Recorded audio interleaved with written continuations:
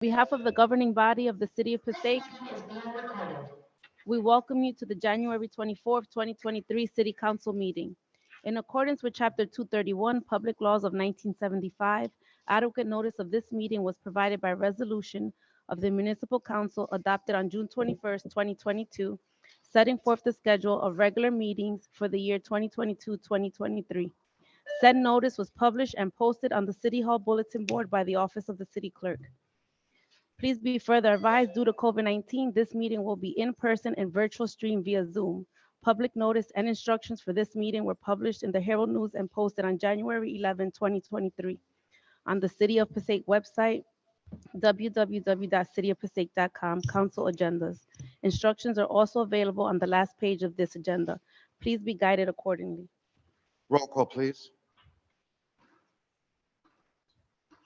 Roll call. Councilwoman Mello? Present. Councilman Schwartz? Present. Council President Scher? Let the record show that Councilman Love is in the building. May we ask you all please rise for the invocation and the Pledge of Allegiance. Councilwoman Mello, please. May we bow our heads. Heavenly Father, we want to thank the Lord for allowing us to meet tonight as we gathered here to go over the agenda, but to also celebrate the legacy of Dr. Martin Luther King, Heavenly Father. Make this day be filled, Lord, with rejoicement, Lord, and remembrance. In your beloved name we pray. Amen. I pledge allegiance to the flag of the United States of America and to the republic for which it stands, one nation, under God, indivisible, with liberty and justice for all.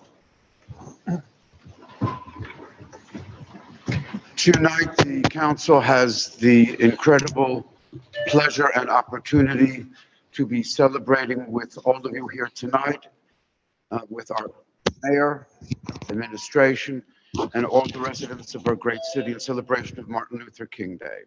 At this time, I'd like to give the gavel to Councilman Love for the program. Councilman. Thank you, Council President. First and foremost, we just want to thank everyone for coming out tonight. We're here to do the city business in terms of legislating, but I want to thank first the mayor, council president, and my colleagues for always instilling and entrusting that I will put on or at least organize a good Martin Luther King celebration. Martin Luther King obviously was very worthy of a celebration every day, let alone one time a year. So with that being said, I'm going to get all my thank yous out before I forget. I drove all the performers crazy in the last week or so. Unfortunately, Dallas Cowboys wasn't victorious, but I still have jet lag, and I'm going to do the best I can in terms of moderating the program. And we're going to just jump right into it. Before I start the program, we just want to do some acknowledgments. We still have individuals coming in, and we'll take care of those as we come.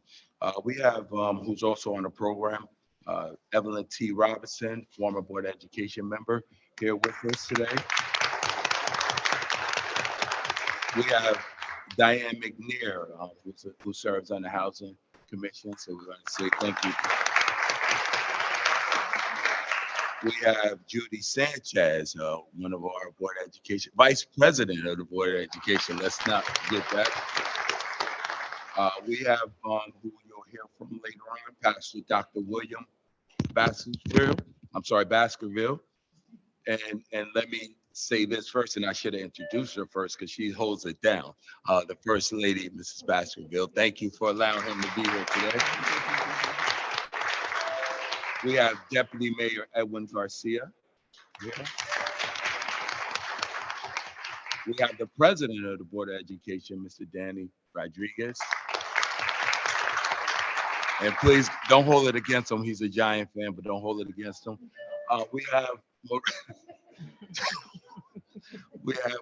former councilwoman and former Board of Education Commissioner, Maritza Colon Martinez. Thank you for joining us. And as we said, we'll try to get those acknowledgements to the people everyone's worthy of them, but those are serving a different capacity in the city. So we're going to start right off with libations from Mrs. Evelyn T. Robinson.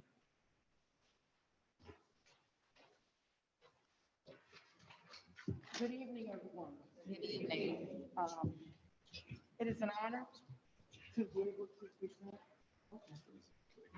Okay, it is an honor for me to be here to offer libations. For those who are unaware of libations, libations is a custom that originated in our motherland, in the continent of Africa. And and what happens is that before a program, an event, a birthday, a funeral, whatever it is, you must have the permission of the elders to carry out what you're going to take place. So at this time, I would like to know, is there an elder here who will be able to give us permission to conduct our libation ceremony? Anybody over the age of 60? And glad to be here? Okay. Oh, here we are, Reverend Russell. Please, let's give him a round of applause. And what I will do now is place the kente around you. And we thank you for acknowledging. Do we have your permission, Reverend Russell? Yes, you do. Thank you. Give him a hand, please.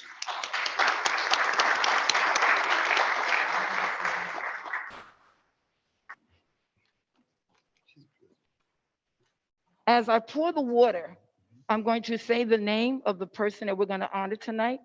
And after I pour the water, I would ask that you say Hotep, Ashe, or Amen. And this basically shows that you are giving approval and acknowledging the person that we are going to honor tonight.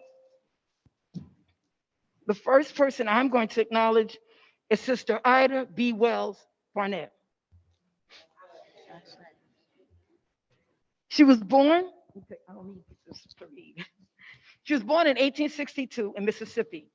She was an American investigative journalist and an early leader in the civil rights movement. She was one of the founders of the National Association for Colored People, for the Advancement of Colored People, the NAACP. After 3 of her friends were lynched by a mob in Mississippi, she led an editorial anti-lynching crusade in the United States in the 1890s. She self-published a detailed record of all of the lynchings, which was called a red record. That red record is still available now, and it details the lynching. She also fought for women to have the right to vote. And if you want to learn more about her, please read her autobiography called Crusade for Justice. Sister Ida B. Wells.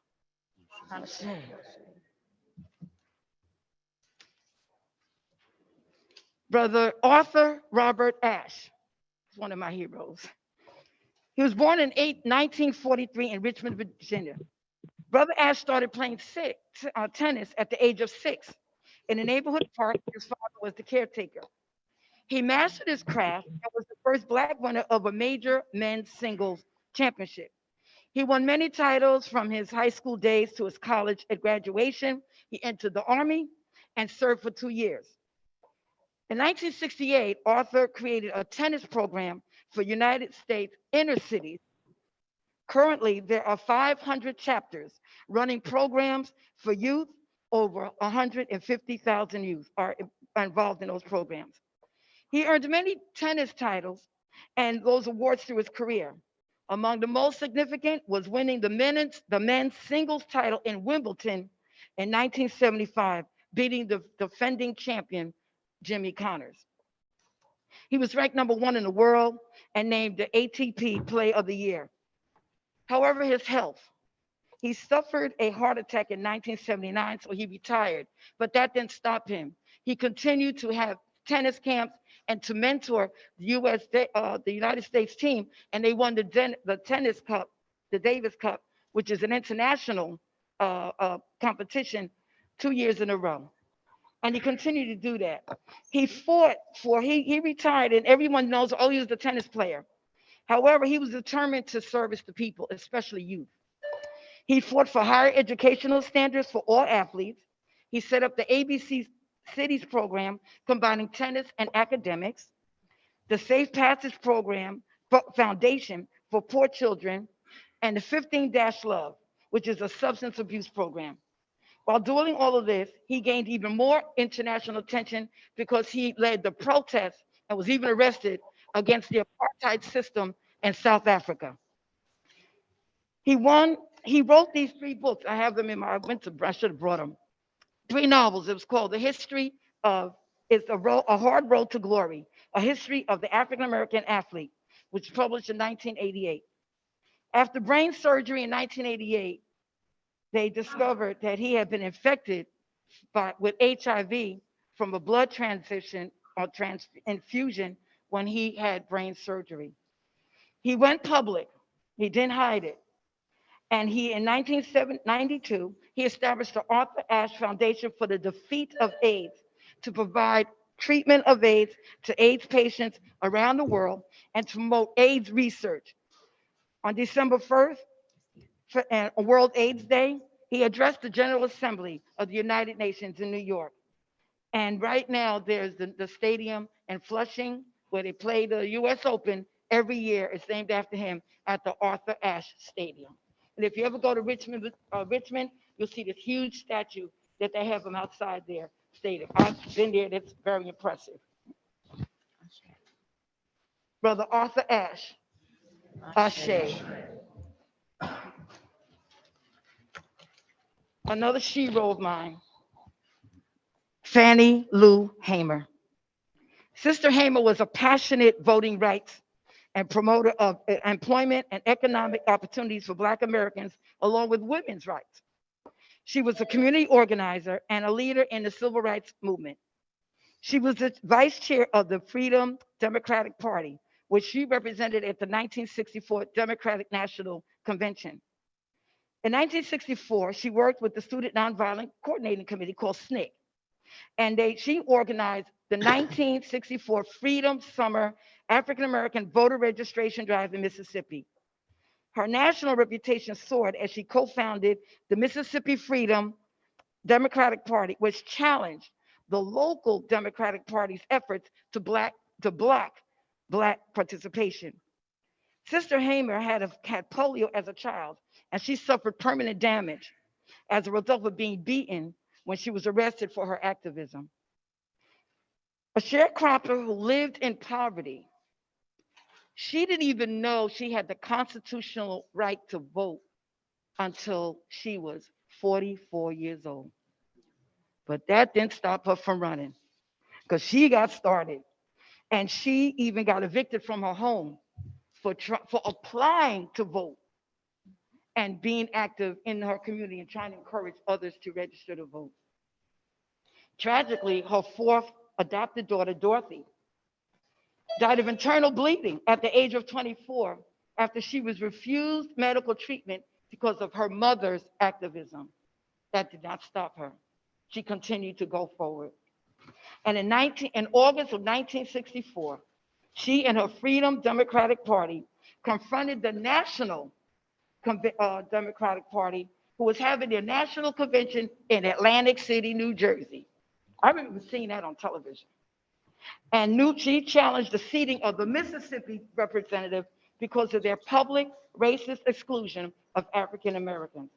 Her famous quote is, "I'm sick and tired of being sick and tired." And that is Sister Fannie Lou Hamer. Ashe. And my last one, football. In recognition that this is playoff and Super Bowl season, and my Packers didn't make it either. So I was on the couch watching too. I present this final recognition. Millions of us watching the January 2nd Monday night NFL game between the Cincinnati Bengals and the Buffalo Bills, we watched in horror as a healthy, talented safety, number 3, Damar Hamlin, tackled the Bengals player, got up, and then collapsed. Due to the quickness of the medical staff on the field, he was revived after suffering 2 cardiac arrests, one on the field and one in the ambulance. That's by the time he arrived at the hospital. Due to the medical expertise of the doctors assigned to his case, along with the prayers of the nation around the world, only 3 weeks later, Damar is out of the hospital and recovering at home while attending rehabilitation sessions. I included that narrative to present my final recognition, Dr. Daniel Hale Williams. The son of a barber, Dr. Williams was born in 1856 in Pennsylvania. After receiving his educational degrees, he founded the first Black training school hospital called Provident. This hospital was in Chicago, Illinois. What makes this so outstanding is that it was the first non-segregated hospital in the United States. All other hospitals were segregated. If you were African American, you went to one hospital, and if you were Caucasian, you went to another hospital. And many times those hospitals were not even equal in treatment, and they were not even available in the natural neighborhood. In 1893, a patient who had been stabbed in the chest, James Cordish, was rushed to Providence Hospital. Dr. Williams performed the world's first successful heart surgery. Just 51 days after his apparently lethal wound, James Cornish walked out of the hospital. He lived for over 20 years after that surgery.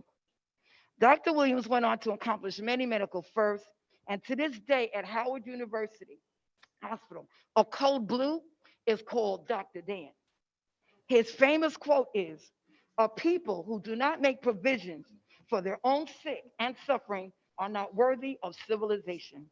And with all of what's going on with the medical field, we need to really respect what he did in the 1800s with the successful first heart surgery. So it's honor of him, recognizing how far we've come with the treatment that was given to the safety number 3. We salute Dr. Daniel Hale Williams. I encourage each of you to read about these 4 people: Arthur Ashe, Daniel Williams, Fannie Lou Hamer, and Ida B. Wells. Currently, there is a push about to diminish the accomplishments and contributions of African Americans, indigenous people whose this land we stand on now, and even our Latino people and everybody from all over who are people of color. They're doing what they have to do. I have received in my mail a picture of DeSantis, the governor, painting the book, Black History, whitewashing it. And so that's something that we have to do here. They already voted in Florida to not have African American studies in the colleges. And so history is important, because if we do not learn from it, we are doomed to repeat it. And we don't repeat all the good things when we don't do it all right. So I say Ashe, and say Hotep.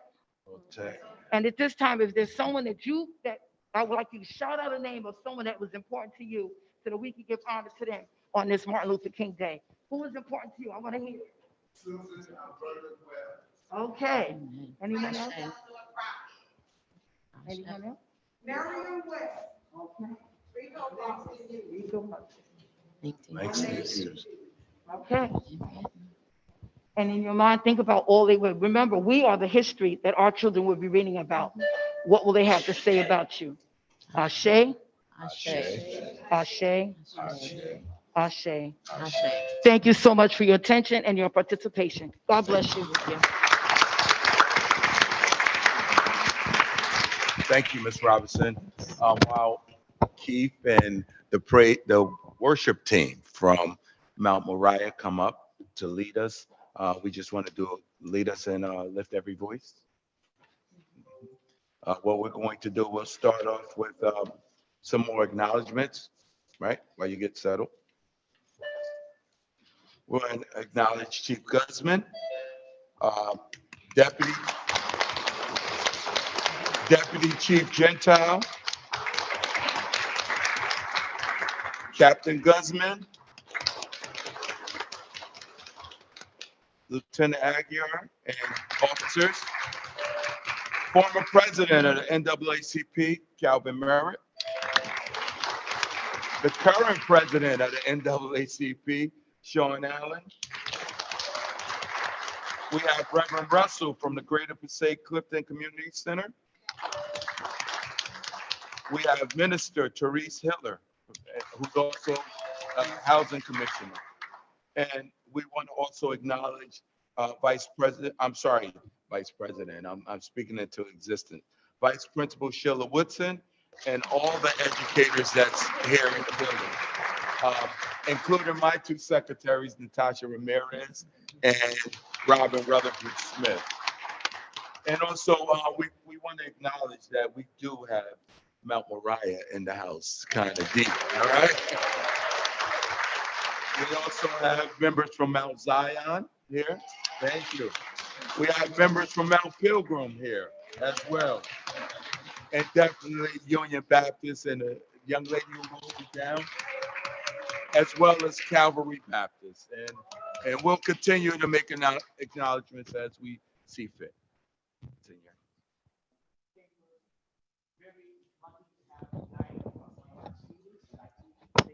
Science Academy and Engineering. Rose is going to sing the first verse of Lift Every Voice and Sing, and then we encourage everybody to come and sing the second verse. If we could ask you to please rise, ladies and gentlemen. And we have also visitors from school number 6. What a surprise. Can we have everyone please rise and lift every voices on the back of the program or on the side? Sorry. Left side.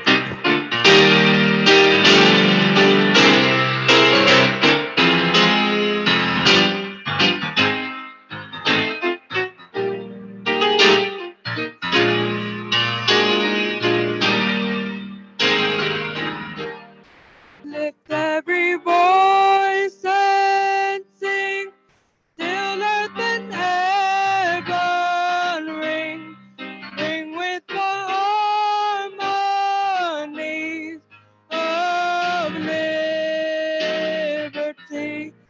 Let our rejoicing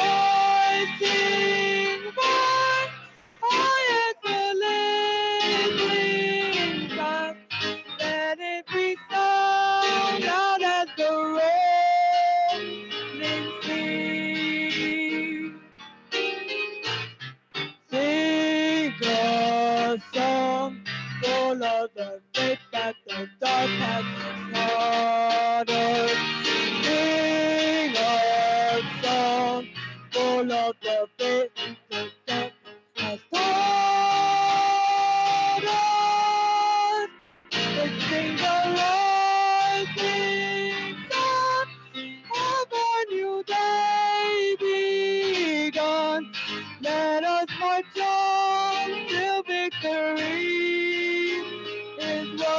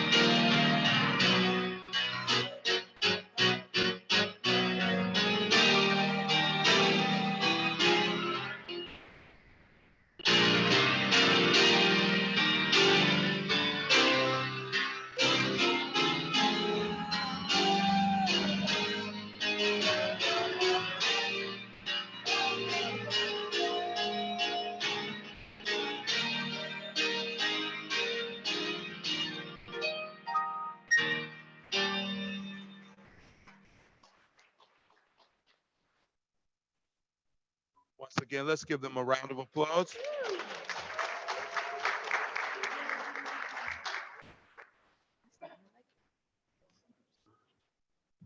At this point, we will have a praise dance performance. Stand Up, performed by LaShia Tooley from Union Baptist. All right, we could do better than that.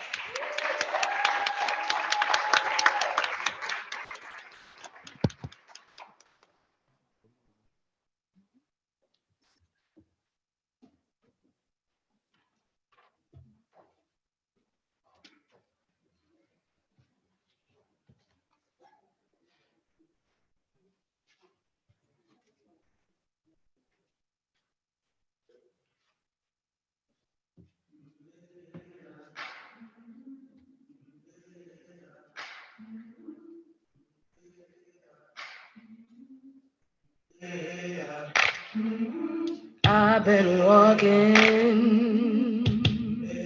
with my face turned to the sun.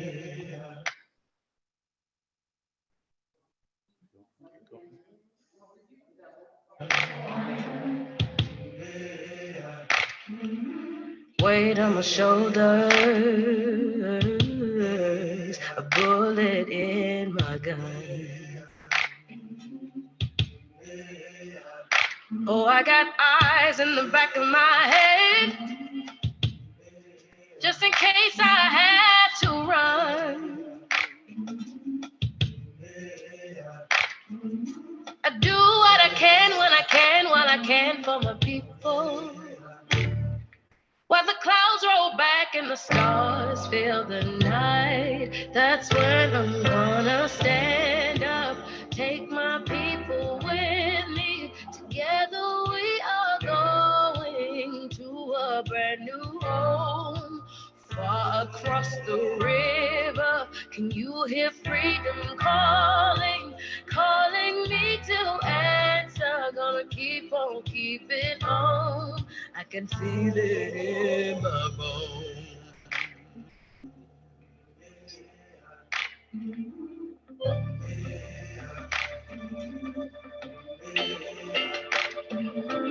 Early in the morning,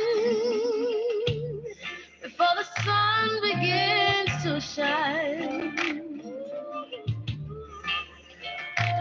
we're gonna start moving towards that separating line. I'm waiting through the muddy waters. You know I got a made up mind. And I don't mind if I lose any blood on the way to salvation.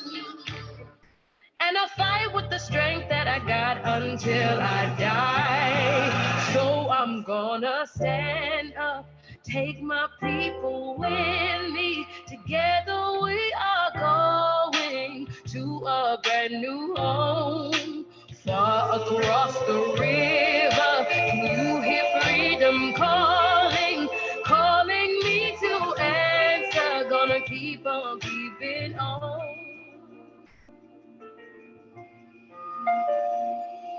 And I know what's around the bend might be hard to face 'cause I'm alone. And it just might fail, but Lord knows I've tried. Shine stars fill up the sky. Stand up, take my people with me. Together we are going to a brand new home, far across the river. Can you hear freedom calling, calling me to answer? Gonna keep on keeping on. I'm gonna stand up, take my people with me. Together we are going to a brand new home, far across the river. Do you hear freedom calling, calling me to answer? Gonna keep on keeping on. I'm gonna stand up, take my people with me. Together we are going to a brand new home, far across the river. I hear freedom calling, calling me to answer. Gonna keep on keeping on. I can feel it in my bones. I go to prepare a place for you. I go to prepare a place for you. I go to prepare a place for you. I go to prepare a place for you.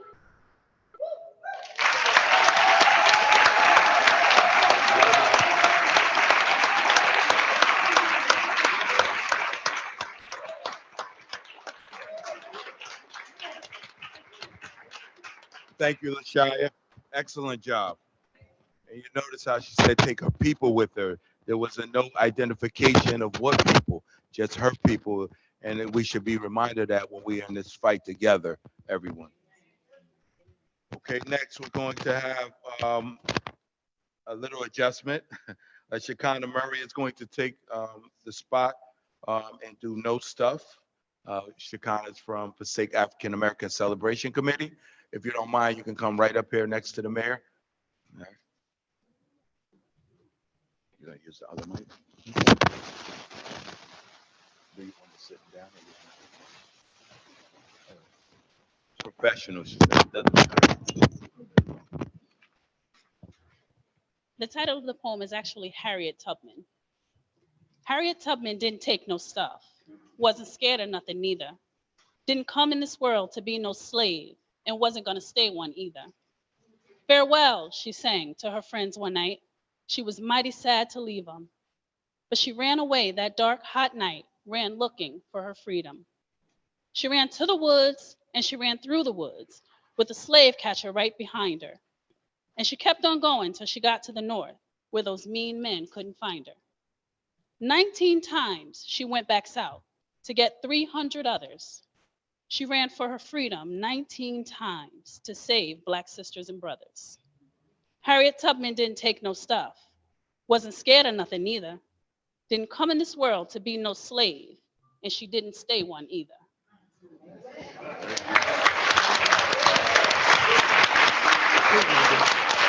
Thank you. Kind of born and raised in Mount Moriah as well, as you can tell. So I just want to thank her for stepping in at the last minute. Can we just give her another round of applause?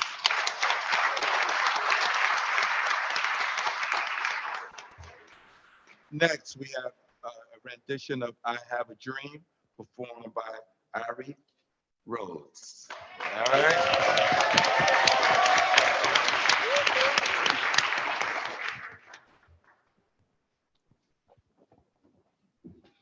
Be able to hold it? Okay. Do your thing. I'm sorry. Hi, my name is Ari Rhodes. I'm 8 years old and I will be performing Dr. Luther King Jr. I have a speech. I have a dream speech. All right. I have a dream that one day this nation will rise up and live out the true meaning of its creed. We hold these truths to be self-evident that all men are created equal. I have a dream that one day on the red hills of Georgia, the sons of former slaves and the sons of former slave owners will be able to sit down together at the table of brotherhood. I have a dream that one day even the state of Mississippi, a state sweltering with the heat of injustice, sweltering with the heat of oppression, will be transformed into an oasis of freedom and justice. I have a dream that my 4 little children will one day live in a nation where they will not be judged by the color of their skin, but by the content of their character. I have a dream today. I have a dream that one day down in Alabama, with its vicious racist, with its governor having his lips dripping with the words of interposition and nullification, one day right there in Alabama, little black boys and black girls will be able to join hands with little white boys and white girls as sisters and brothers. I have a dream today. And when this all happens, and when we allow freedom ring, and when we let it ring from every village and every hamlet, from every state and every city, we will be able to speed up that day when all of God's children, Black men and white men, Jews and Gentiles, Protestants and Catholics, will be able to join hands and sing the words of the old Negro spiritual. Free at last, thank God Almighty, we are free at last. Good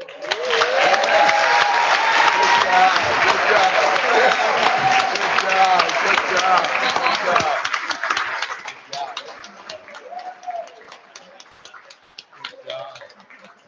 Good job, Ari.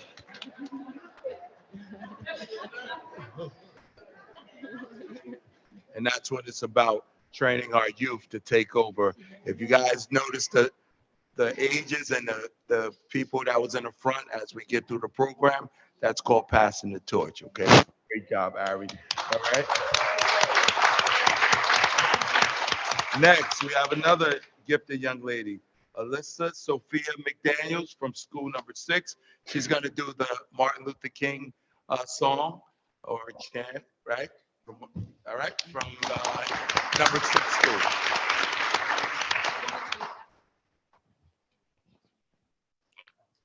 Good evening. My name is Alyssa Sophia McDaniel, and I am a fourth grade student from the Martin Luther King Junior School number 6.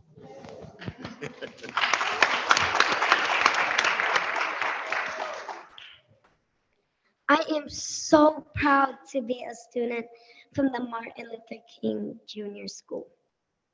We love Dr. King so much that our school song honors his legacy. I would like to share the lyrics of our school song with you.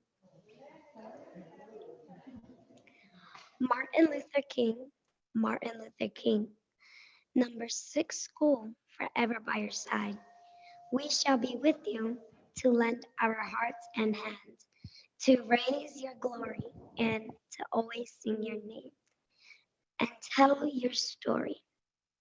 We've named our school in memory of a man who preached freedom, truth, and peace throughout the land. We'll carry his quest for equality and see that it lives onto victory with loyalty, with honor, with love for one another. Now, everybody say Martin Luther King twice with me. Martin Luther King, Martin Luther King. Forever we know your story behind your name. Thank you. Yeah, right. Good job. Good job. Good job, Alyssa. Awesome. Good job. Right here in Passaic. Right here in Passaic. School number 6. Don't forget it. Although Ari is at a charter school, she's from Passaic as well. So we're going to make sure we make that knowledge. Before I announce the next performers, actually, it's the Keith and the worship team are going to come up and do 2 selections, possibly. Yeah. Yeah. Okay.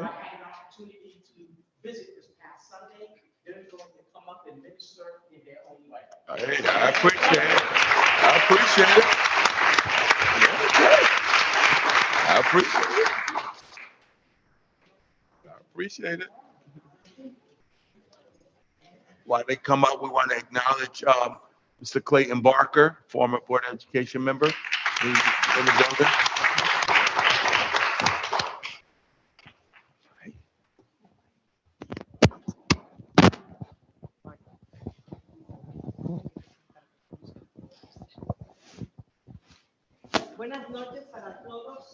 Good night to everyone. Good night to our mayor and to all our council members. We pertain to Church of God, the synagogue, and it is an honor for us to also be a part of Dr. King's dream. His dream was to include everyone and that we could all work together. And we represent the Hispanic part of Dr. King's dream. So we will be singing tonight.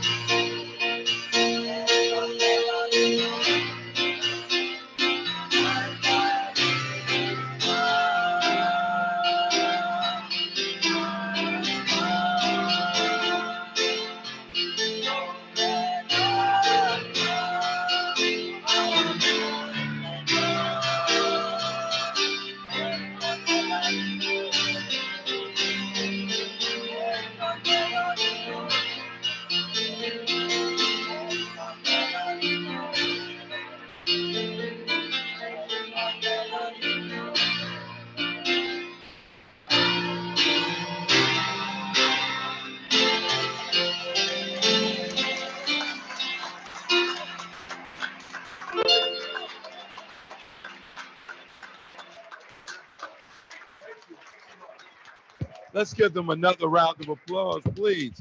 Good job.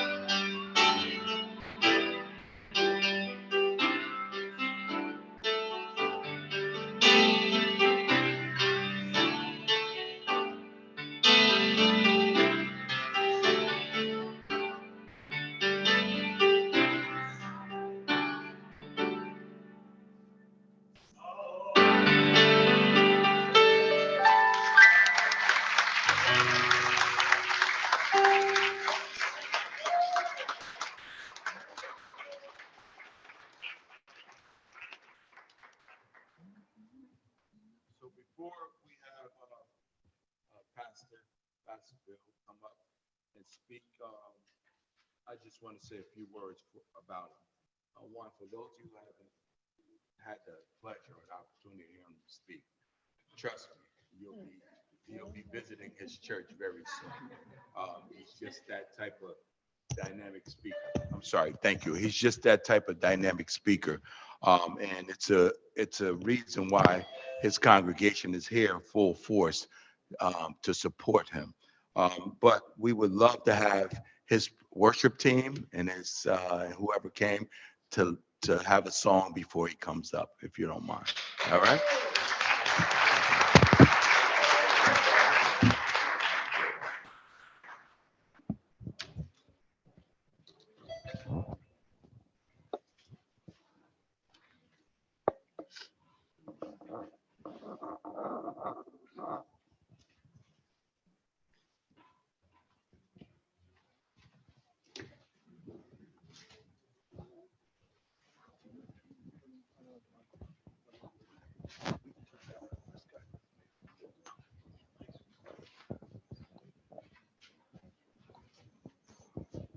And if you guys didn't notice, he brought me a suit like his. I want to be like him so much.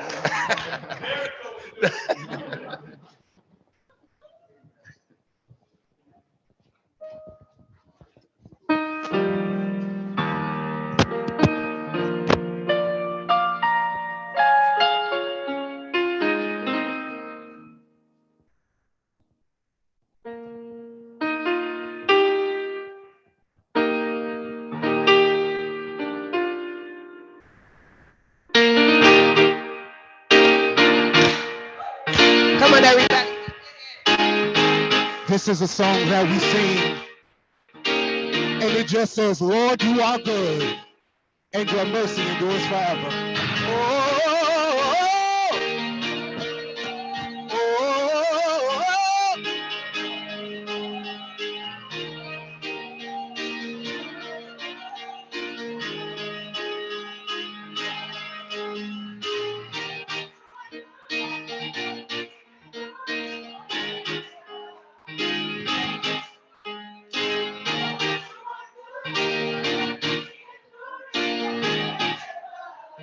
Lord, you are good, say. Hey. Lord, you are good, say.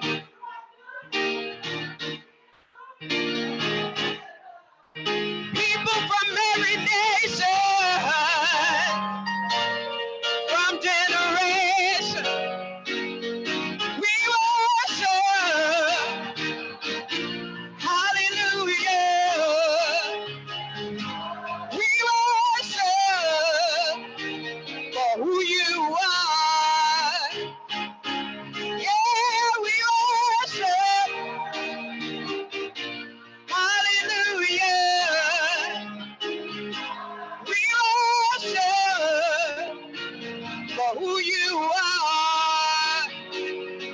Say you are good. Come on, everybody. And let's give him the highest praise. Hallelujah.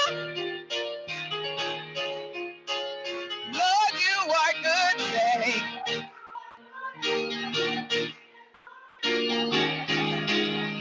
Lord, you are good. Say,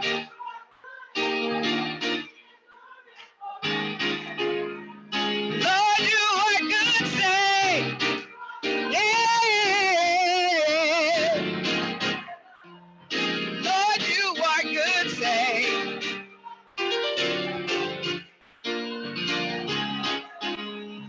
people from every nation, from generation, we worship. Hallelujah. We worship for who you are. Hey.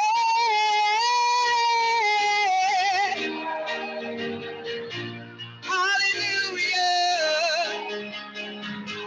We worship for who you are. Say you are good.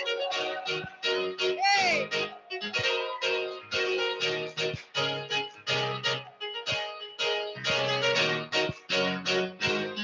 Come on, everybody, let's sing this together. Say you are good all the time, all the time. You are good. You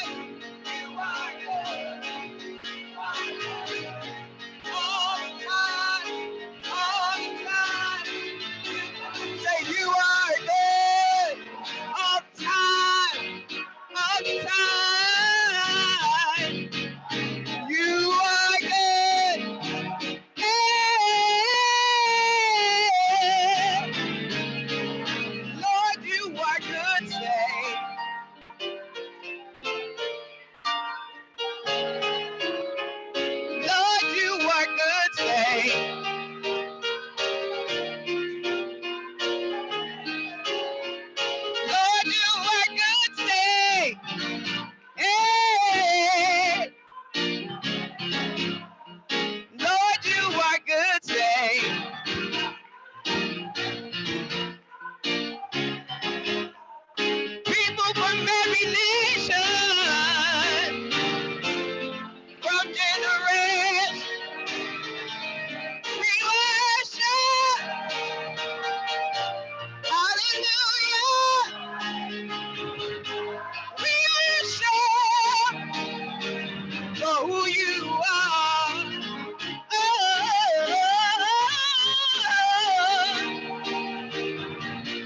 hallelujah. We worship for who you are.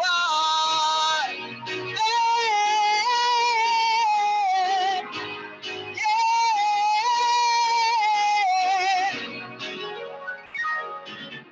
you are good.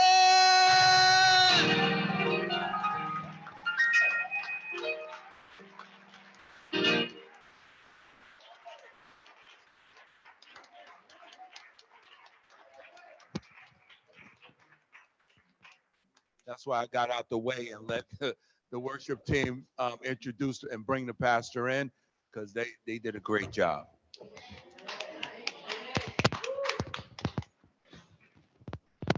Let everyone put your hands together with some joy.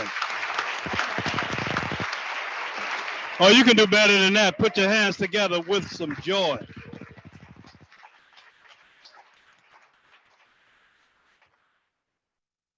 First, I bring you greetings from the great Mount Moriah Baptist Church.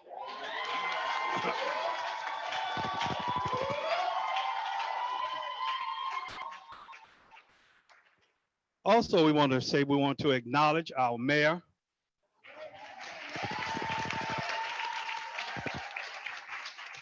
Councilman Love, and the chair of the council. I also, when I was at work, they found out where I was coming tonight.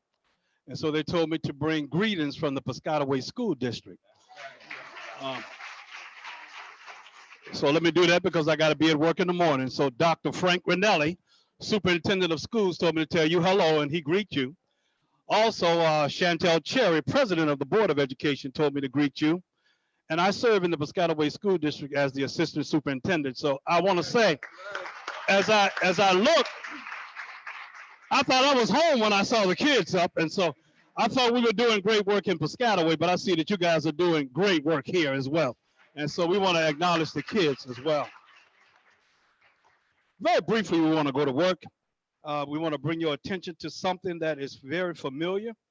We're in an inclusive environment, and so we want to make sure that we bring something that is inclusive for all of you.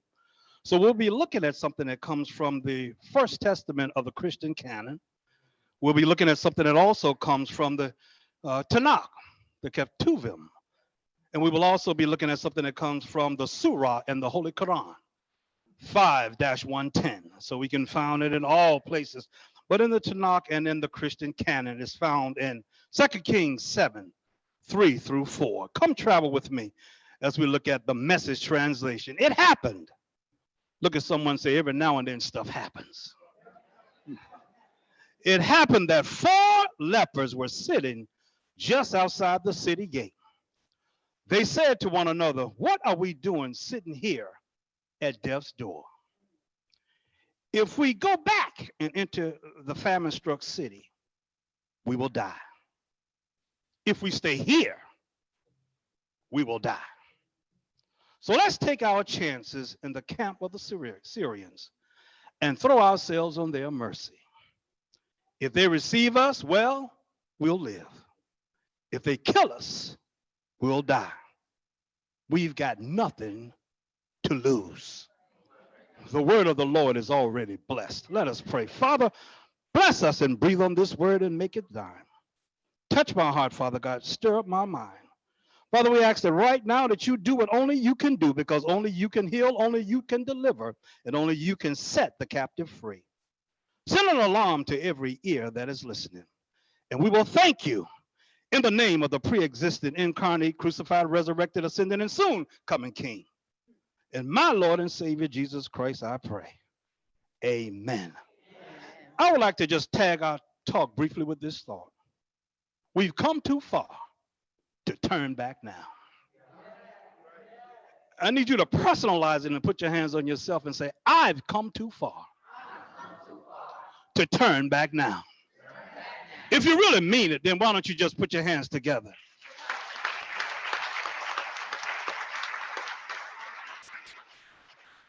My brothers and my sisters, in today, every sphere of life, in the social, political, moral, and economic realms, we find the concept or the phrase diversity, equity, and inclusion.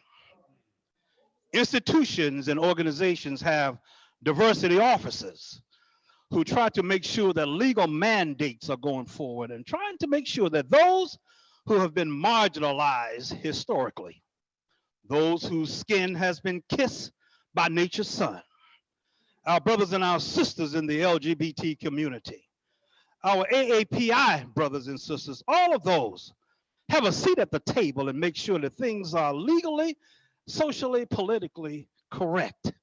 And they have diversity officers. And while that is a noble goal and a high aspiration, it is not new. In fact, Dr. King's message is replete. We see in one of his famous quotes, we are caught in an inescapable network of mutuality, tied in a single garment of destiny. In other words, if you know anything about a quilt, I'm looking for some of my country folk, we can see a quilt that has all different colors and all different fabrics and is sewn together. It can be in all different shades and all different sizes. But you put that quilt together and you sew it together and you make what? One garment out of many patches. I stop and let you know something today, my brothers and my sisters, that we are one garment made out of many patches. I also want to let you know that every patch is worthy of its own right. And while I want to bring our attention to something in a second or two, I want to make you sure that there's a difference between equity and equality. We are so busy looking for equality. No, we are coming looking for equity. Because equality is when you give everybody the same thing. But equity is when you give people what they need. And sometimes we all don't need the same thing. King spoke about equity and inclusion and diversity. He says injustice anywhere is a threat to justice what? Everywhere. Diversity, equity, and inclusion. As we jump into our text tonight, and we look at the history in and the history of the text, we will find ourselves where the Samaria was in a serious predicament because they were besieged by a Syrian army. The Syrian army wanted to conquer Israel and make it a subject province. So they surrounded them and they sieged them. And anyone who's ever read Sun Tzu's The Art of Warfare knows that one of the most important ways to conquer someone is to seize them. In other words, nothing can go in and nothing can come out.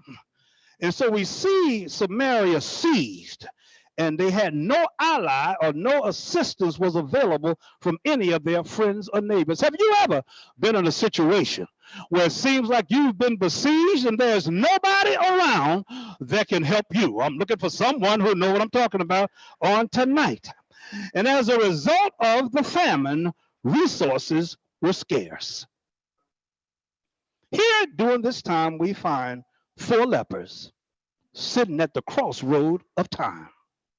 They had a skin orientation.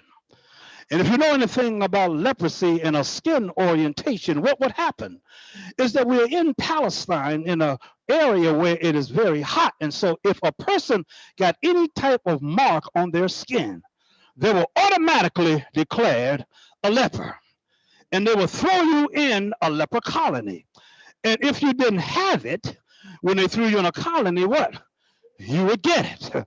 And it was even a practice of the officials. And let's thank God that we don't have corrupt officials in our town. But it was you ought to really put your hands together right now. We thank all of you, but it was a situation where the officials would see that Calvin Merritt had a nice piece of land and a nice estate. And so if they could throw him in a leper colony, they would be able to seize his property. And so they threw people in leper colonies waiting for them to get sick because they had a skin orientation. I'm looking for somebody to understand a skin orientation. Follow me closely. And what they did was they would throw them in a specialized zone right outside of town because they were not allowed to mix with everybody in the mainstream. So they would build a colony or a zone right on the outskirts of town for people with a skin orientation. Oh, you missed that right now. Now, don't it sound like our urban zone and development where they will take those of us with a skin orientation and try to push us into a certain part of town? I'm looking for somebody that knows what I'm talking about here. And when they would put them in this zone, in this leper colony, and let me tell you one thing about a leper colony, beloved, and I'm almost done. In order to have a leper colony, we got 4 lepers, but they would not build and make a colony for 4 people. So a colony normally had at least 100 people. But we find here that even if they had 100 people, we only have 4 people here who've decided that they want to do something about their existence. Don't you know that everybody that you count can't be counted on? I'm looking for somebody right now. I'm looking for some folk that say it might have been 200 of them there, but only 4 of them got sick and tired and sick and tired. I'm looking tonight for 4 folk. It might be a lot of folk up in here. I got 4 that can raise their hand and say, I want, oh, there you go right now. It's amazing how only 4 people out of hundreds decided that they wanted to do something about their situation. Whenever they came in contact with any one of these lepers, they had to yell, unclean, unclean, because they would not go around anyone and let them know unclean. I stop and with my young folk, and I tell young people all the time, Dr. Love, I was a principal for 14 years. And so I would always tell my kids, I principal a school called Grandview, and we came up with the moniker Grandview Greatness. And I said, I don't care what people say to you. Don't you ever let somebody else violate your mind and tell you what to think about yourself. And so they would make them holler unclean, unclean. I don't know about you, but if I was back in those days, I would have said the devil is a liar. I'm not unclean, I'm clean, because nothing that the Lord made is unclean. Lived on the outskirts of town, and we see here in the scripture, Mayor, the first time in scripture where we see trickle down economics. Or stay with me right now, because what would happen is that they would wait for the people in town to eat, and after they would eat, they would give them what was left over. It was the beginning in scripture of trickle down economics. And now we see a situation where there's a famine in the city, and it ain't nothing to start trickling down. I don't know about you, but I'm not looking and worrying about the top 1% trickling something down to me. I want what's mine, and I want what's mine right now. I want my seat at the table, and instead of trickling down, my brother, we need to trickle up. I'm looking for somebody to say, I'm going to trickle up. I want my own business. I want my own delivery service. I want my own mansion. Anybody want their own in here? Well, you ought to thank God for your own.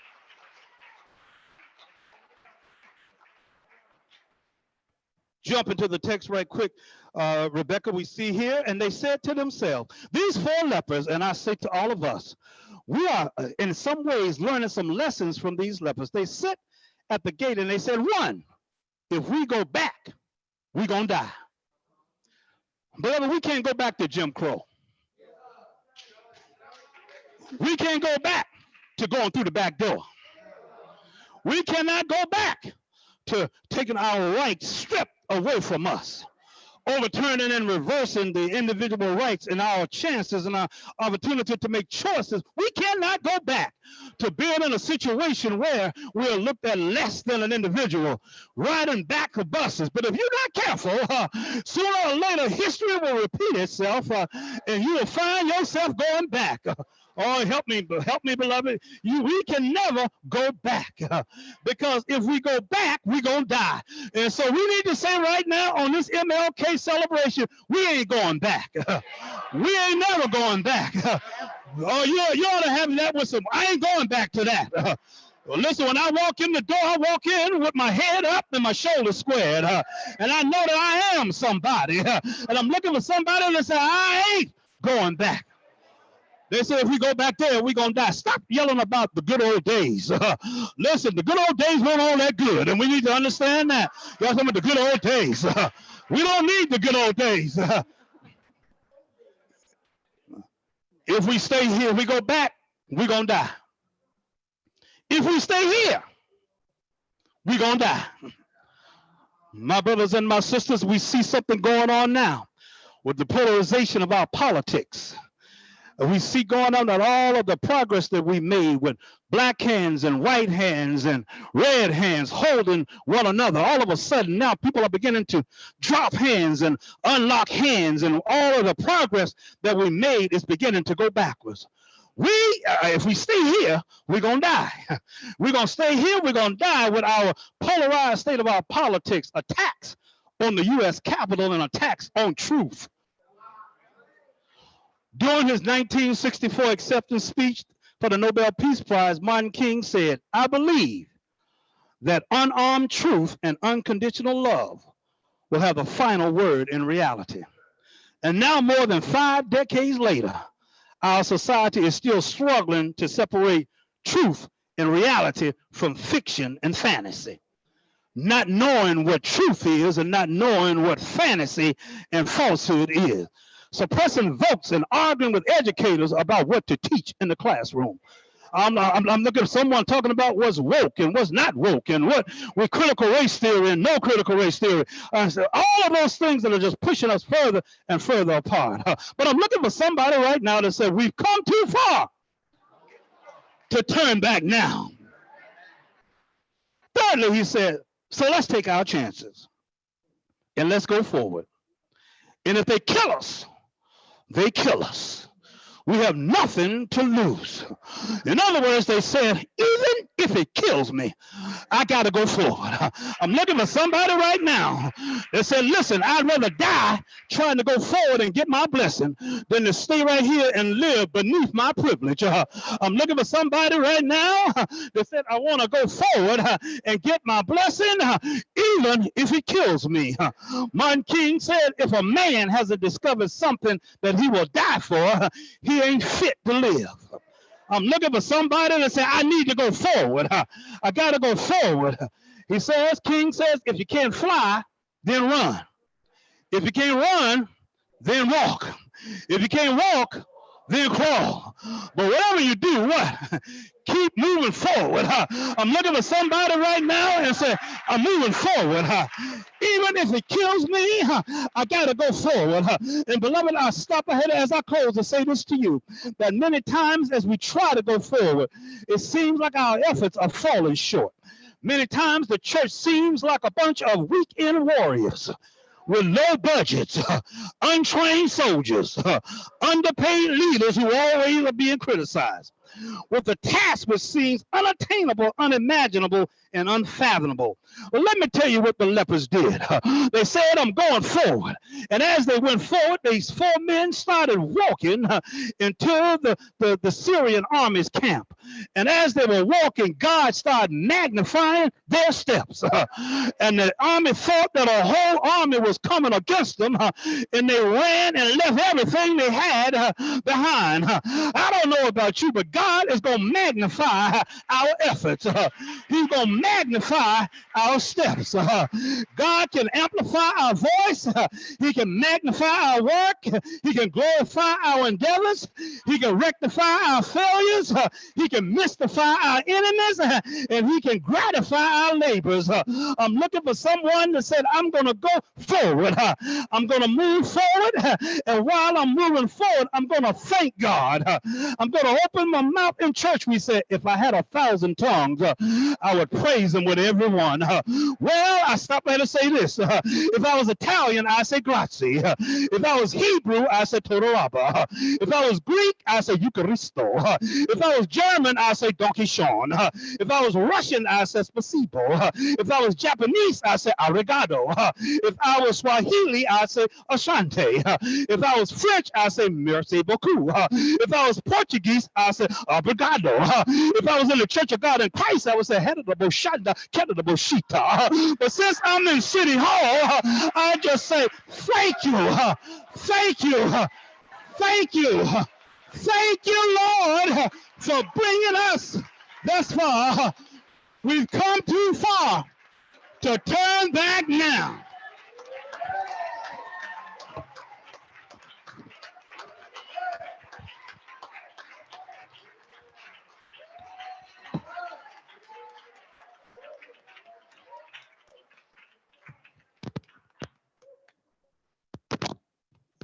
Thank you, Pastor. I told you, you wouldn't be disappointed. And um,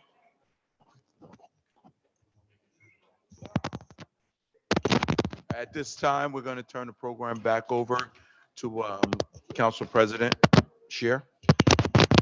Thank you, Councilman, and through you to all the performers, to all the attendees tonight. This was a exciting night, pretty great night. It is traditional that after something like this, that the council and mayor would make comments. Mayor, with your permission, we'd like to call upon you first. Make my comments brief, as it is that I believe we've been blessed this evening. We've seen children, wow, our crowd. We've been moved by selections that lifted our spirits and refocused us on what is most important, giving glory and honor to the Most High. We've received words of nourishment that will carry us through not just this meeting and this evening, but I imagine the days that follow. I normally like to share of my own thoughts, but on rare occasions, I am so moved that I find myself with few words, just a desire to express gratitude. And I want to take this opportunity to highlight and appreciate the leadership of Councilman Dr. Terrence Love for putting together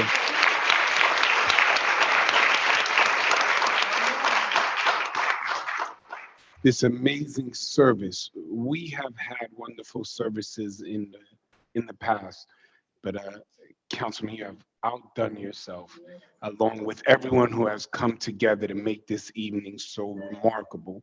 And as I said, and I'll try to stay true because I was moved. And if you know me, when I get moved, I start talking too long. So I promise I'm concluding here. As I look around this room, the amazing faces representing different cultures, backgrounds, beliefs, ages, and so many of the distinctions that are often identified with those hyphens as we are presented before people to speak. I'm so very grateful, again, expressing that gratitude to an amazing God and wonderful leaders, especially Dr. Martin Luther King and all those who continued in his legacy that make evenings like this so possible, and that this image would remain in the minds and hearts of our children as they continue that work of inclusion, equity, and a fight that will bring us all together. God bless you. Thank you.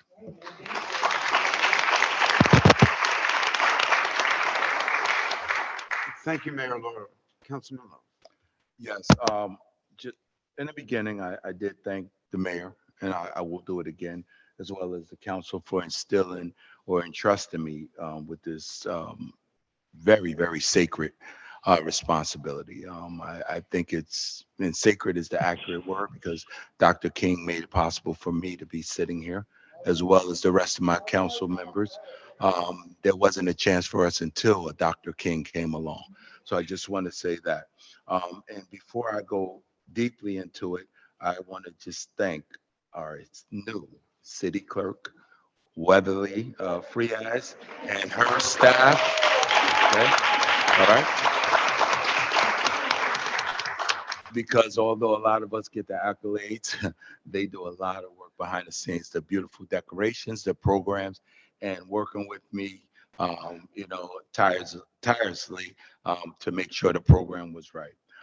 Mayor, you did mention you wanted to thank me for putting on something like this, and you alluded to it, and I'm going to follow up. The accolades don't belong to me. First, they belong to God, right? God made it possible, and God made it possible and put people who performed in my life so that I can reach out to them to have such a program. This program is a community event. Again, I'm just honored and privileged that I am the chosen one who can put it together in terms of reaching out and begging and pleading and sometimes threatening individuals to come. So I just wanted to say that. As I alluded to earlier, our youth, it's important. As an educator, as a principal, I understand that we will perish truly if we don't prepare our youth to take on things like this. Many people say, oh, the youth is not ready. You're not pulling them in. Many of us didn't have a choice. We were told we were going to church. We were told we were going. We cannot allow that excuse. We need to pull them in. And the testimony was proven with Ari, with Ashley, Alisa, who left. She's getting ready for school tomorrow. But that's where the testimony is proven at by having these people. And I'll tell you, both of them, the way they handle the mic and the audience, they will have my position very soon.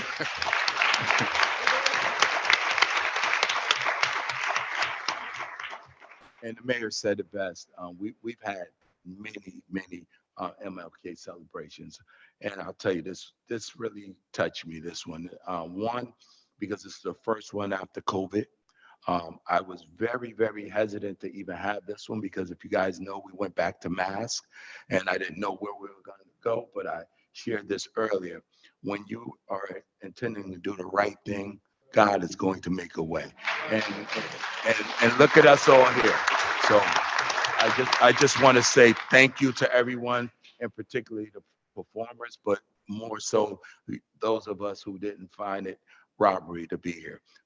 We didn't think about those 2 inches of snow that they talked about, right?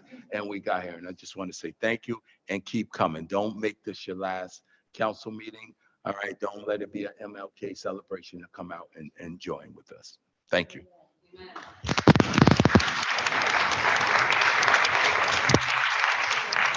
Thank you, Councilman. Councilwoman Miller. This, Dr. Terrence Love, Councilman, thank you for tonight's event. I mean, it was very joyful. Seeing the children perform, Ari and Elisa, as you had stated earlier, maybe a long night, but it was a worth it night because we have to keep the history alive. And we are the responsible for sharing the history so our kids can know. Because if we don't know where we're coming from, we don't know where we're going. And we have to keep that clear.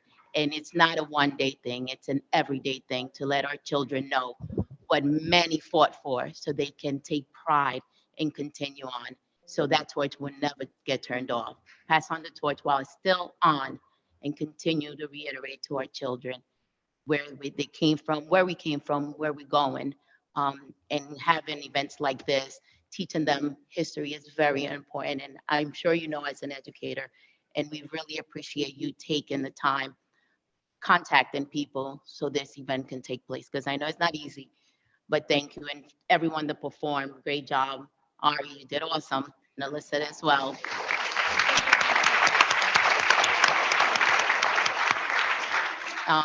and to continue to include the children, because they are our future. I mean, we're sitting here now, but like Dr. Terrence Love said, they will be sitting here next. So thank you, everyone, for coming out tonight.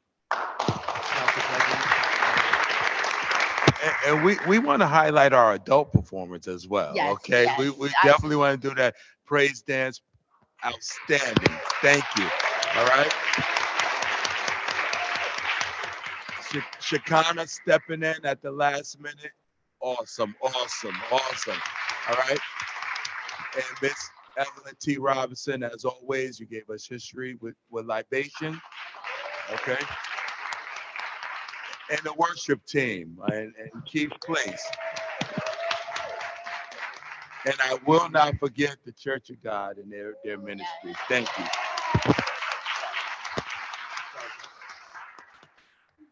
Thank you, Councilman. Thank you, Councilwoman. Councilman Schwartz, please. Thank you. This has been a very, very memorable evening. I know a lot of people worked very hard in making this happen. Thank you all for coming out. Thank you all for performing. Thank you, Councilman Love, for orchestrating this and putting this together. This has been a very, very special evening. Thank you.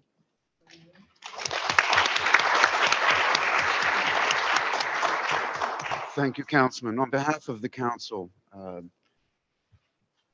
this, I think, is the only event that we really do each and every year of this magnitude and this degree. And it speaks so well of the people of the city of Passaic because it is something that they not only want, not only desire, but demand, as they should. We need to reaffirm ourselves as people who believe in working with other people, respecting other people, not even liking them. You don't have to like the person next door, but you need to respect them and they need to respect you. And I think that we've seen in the past few years a recognition that that message is the right message for all of us. That however we climb up, we're climbing up. That whatever things need to be done, they're going to be done. I was reading about Dr. King the other day, and let me share this with you. In the other America, Dr. King said, but we must see that the struggle today is much more difficult. It's more difficult today because we are struggling now for genuine equality. It's much easier to integrate a lunch counter than it is to guarantee a livable income and a good, solid job. It's much easier to guarantee the right to vote than to guarantee the right to live in a sanitary, decent housing conditions. It is much easier to integrate a public park than it is to make a genuine, quality, integrated education a reality for all of our children. We learned from Dr. King not only what we need to do, but how to do it. And I am so overjoyed, as each one of you are as well, that our youth today are looking better and better as every day goes. More of them are reaching the top, they're reaching the skies, they're reaching their goals. So to them, to you, thank you. Thank you for joining us tonight. We're going to take about a 5-minute break and then come back into session. We are on a break right now.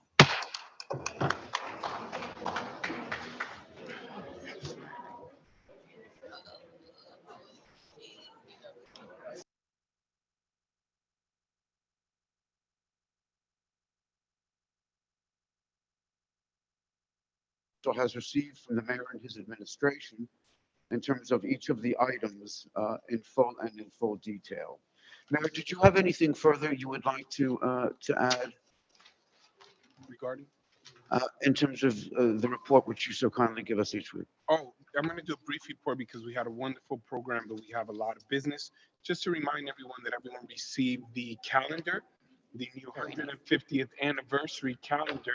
We went with a vintage look where we show pictures of what the city has looked like over 150 years of transformation. I want to thank members of our 150th anniversary committee. One of them is here right now. Ms. Evelyn Robinson has contributed, and we have many others who are part of the committee, but we're very excited about this calendar. Hopefully you can go through it, Council President, and then the update on the meetings with the council members and some of the upcoming projects of 2023 will be presented at our next council meeting. Thank you. Very good, sir. Thank you very much. Any questions for the mayor? But just a comment, Mayor, I had so many calls about that calendar. Love it. It's a lot of valuable information. I probably don't agree with some of it of when my term is up. So, no, but it's all kind of, people were really excited about it. All honesty, they were really happy with the calendar and the information that was in it. Well, I want to thank the staff, Rick, Kathy, obviously Lizette, Virginia, and Renee, Lily, all of the individuals, Sonal, everyone who worked so hard to put it together. You know, some of the things that we added, since you mentioned some of the services that weren't added before, are important phone numbers like, how do you report a light that's out? Directly to PSENG. We normally get calls that come to us directly, but we put information in this here that help the residents to address issues and empower them by understanding that there are resources available to them directly. Whether there's a pothole, who do you call? Whether there's a light out on the street, whether there's a sign down, we make sure that we gave all of that information. So these become more than just a remarkable aesthetic addition to your refrigerator or wall on your home, but a resource, a tool that you can utilize to navigate the different agencies and services available, not just in the city, but in our county and in our state. Thank you. If I may, just want to add, it's actually very user friendly. This one, the one with the poll reporting, you actually circled the number, and for those of us that sometimes don't think of that, like very user friendly. Thank you. I kept saying it over Senior and over. citizens can, like myself, can I kept use saying that it as a. over and over on the lives of Facebook, and I said, we need to put it on the calendar and just No, we send a really picture appreciate out. it. Thank you. Great job. We're good? Okay.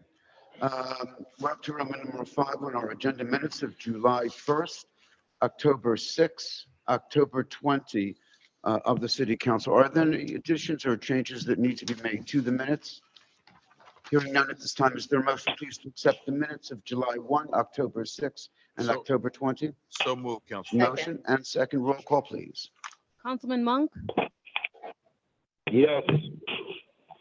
Councilman Love, Yes. Councilwoman Mello, Yes. Councilman Schwartz. Yes. And Council President Scher. Yes, Councilman Monk, we can hear you. We're up to Roman numeral Council 6. President, if I may, not Please. to interrupt, we want to also add October 6th. We said July 1 and October 20th. And I believe we said October 6th. If we didn't, it was a mistake. And maybe I July didn't 1, hear it. I October apologize. 6, and October 20. And if I didn't hear it, I apologize. Very good, sir. All right. We voted on the Yes, sir. minutes. We're now up to Roman numeral 6 on our agenda, hearing of citizens. In accordance with the Open Public Meetings Act, NJSA 10:4-1 et sec, the council opens every public meeting for comments of the public. However, in accordance with NJSA 10:4-12, nothing in this act shall be construed to limit the discretion of a public body to permit, prohibit, or regulate participation at any meeting. Therefore, the city council will not entertain any comments from persons who communicate obscene material, make statements which are considered bias, intimidation, in which any person attempts to intimidate any individual or group because of race, color, religion, handicap, sexual orientation, or ethnicity, or makes personally offensive or abusive, defamatory or profane comments intending to harass or speak any offensive or abusive language. The person who makes these statements will relinquish their allotted 5 minutes for public discussion. If you would like to call in to the council with any questions, concerns, etc., we ask you please to call us at 929-436-2866. That's 929-436-2866, and enter the meeting ID number 898-9261-2341 and press *9, which will indicate to us that you would like to speak. Let me give you those numbers one more time, if I may. Please call us at 929-436-2866. Enter meeting ID number 898-9261-2341. Press *9, which tells us that you would like to speak. If you would like to speak, we ask you first to share with us your first name, your name as well as your address. Do we have anyone on the call-in? Yes, we have Eddie Wolf on the Zoom. Miss, Hi, good evening, council members. Good evening, council president. Good evening, council member Terrence Love. Good evening, mayor. My name is Yosef Wolf. I live at 71 Spring Street in Passaic, New Jersey. First of all, I was wondering if it's clear to all people that do want to speak whether this request to give your name and address is a mandatory or is it voluntary. I would just be curious about that if it could be clarified. I am reaching out because I had a question about the payloader that's under repair. That's having a $60,000 repair and a $50,000 expense to get one that's rented for the next few months at $8,000. I wanted to know, what does a new payloader cost? More specifically, I wanted to point out, I'm sorry I have to do it on a night where we had such a nice night celebrating Dr. King. I do want to ask, this forum is the expression of government, where our representatives get together to vote on and to discuss things and regulations and laws and budgets for all citizens of the city. And too often, I wonder, we have some council members who, due to COVID, we had virtual, now we have hybrid. We don't really get to see them. I'm not sure what they're doing. It's hard, we have to ask them multiple times sometimes to let us know how they're voting. And I'm happy that I get to be at the comfort of my home listening in. But I wonder how, as people listening in, we feel that the right discussions are taking place with the right deliberations and the right oversight and checks and balances. I know that we have two lawsuits that we're settling tonight without naming anything, and I really feel I'm actually grateful that the city was able to settle it for such low sums or reasonable sums. But it begs the question, and I know this is old and I don't mean to bring it up, do we have checks and balances in the city?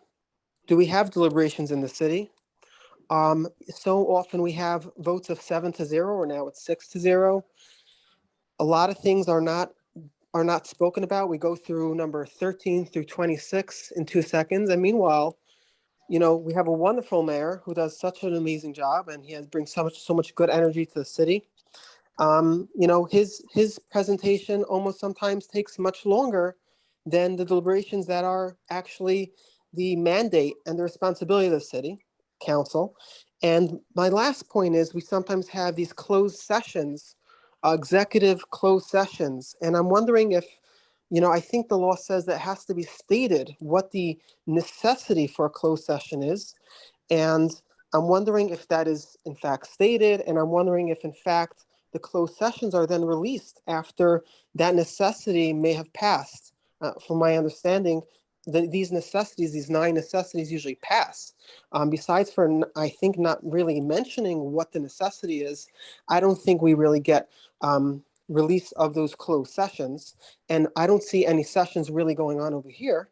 And that closed session that's on the agenda sometimes, it sheds light on who makes this agenda for the city council, because sometimes we don't even need a closed session, but it's on the agenda. So who's making the agenda for the city council members? And they don't really they don't really answer the questions. It's usually referred to a city commissioner. And I'm wondering really what we're voting on, and do we really know the details of what we're voting on here? I also, just one last point, the city is very fiscally responsible, but to a certain extent, I think it's important to mention, we pay 3.6% of our school budget. That is an extremely low number. It's the third in the state. And our property taxes are very, very high. We took out a bond this year after having tremendous funding from COVID. And I would like to add, the city's taxes do not get affected by COVID because people have to pay their taxes, or investors bought almost every single tax lien at the sale every single year. So we are a city that we know our income. we keep adding expenses, and the question is, do we know what those expenses are? Has the city commissioner, who is extremely talented, extremely bright, does an amazing job, is he getting the right mandate and the right direction? Because we have not asked him, and I don't think he's come forward with the expenses of what it costs the city for those multifamily dwellings that are put up. And I don't see the condos and condominiums that we've always, home ownership. I don't see us pushing for development of residences where people live together and they co-own condominiums, apartments. These are all usually owned or almost exclusively always owned by one person, and it affects our taxes because when multiple people own apartments individually, the city actually makes more taxes. And the home ownership in the city, the percentage is going to keep going down as we keep allowing one developer or two developers to develop all these properties. What is the end game? And do we know what? Your time, Mr. Wolf, I'd appreciate your comments very, very much. Mr. Wolf, I appreciate your comments very, very much. I appreciate your comments very, very much. Thank you. Let me address some of the points that you raised. You did have your allotted 5 minutes, and as you know, we do not extend that for anyone at all. Your first question had to deal with the basis of city government. And as I'm sure you might be aware, by having read through the New Jersey authoritative basis for governments, Passaic follows the Faulkner example, which provides for strong mayor, weak council. It's a construct which is similar to that of the state of New Jersey, as well as to the federal government as well. A strong president, a legislature, the council here being the legislature, and the president, the equivalent, excuse me, would of course be the mayor. Clearly, the third branch of federal and state government, which are the courts, do not have real representation in municipalities, and that's for practical reasons. But there is checks and balances, and I would suggest that the theory is there. I think you're asking about the practice, so let's deal with the practice. Number one, closed executive session is always the first resolution that is presented to the council for its consideration. The reason why it's the first is so that people will have the ability to share with members of the council what their feelings are. Closed executive session can only take place in a few instances in terms of confidentiality of a person, in terms of effects to the budget, in terms of material which is sensitive. Only on advice of council do we consider items to fit into that category. In terms of who writes the agenda, I will admit to you that the business administrator, in cooperation with the mayor and the mayor's staff, write the agenda. And then they give it to the president of the council, which would be me. On behalf of the council, I have on numerous occasions taken off proposed resolutions and ordinances for first reading that the administration had stated that it wants on the agenda. I have exercised on behalf of the council my belief that things need to be a bit different in this area or another. I will admit to you that there are times when there is real disagreement between us. But I will also admit that this council has the utmost regard and respect for the many myriad accomplishments undertaken and achieved by this mayor and his administration. And I will tell you that the council is only fulfilling its legal and moral responsibility by doing what we do, by going over each resolution, not perhaps in public session, but personally and in private. The council used to hold meetings before, working meetings before. They would start at 6 o'clock and end at 7, and at 7 would be the regular meeting. And we found ourselves discussing it from 6 to 7, exactly the same things that we would discuss from 7 to 8. So there was functionally no purpose, no value for the meeting. In terms of the budget and how things are done, the budget is a public document.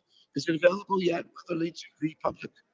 No, we're developing the budget now. When does the budget actually get written and presented, Mr. Fernandez? So the 2022 budget.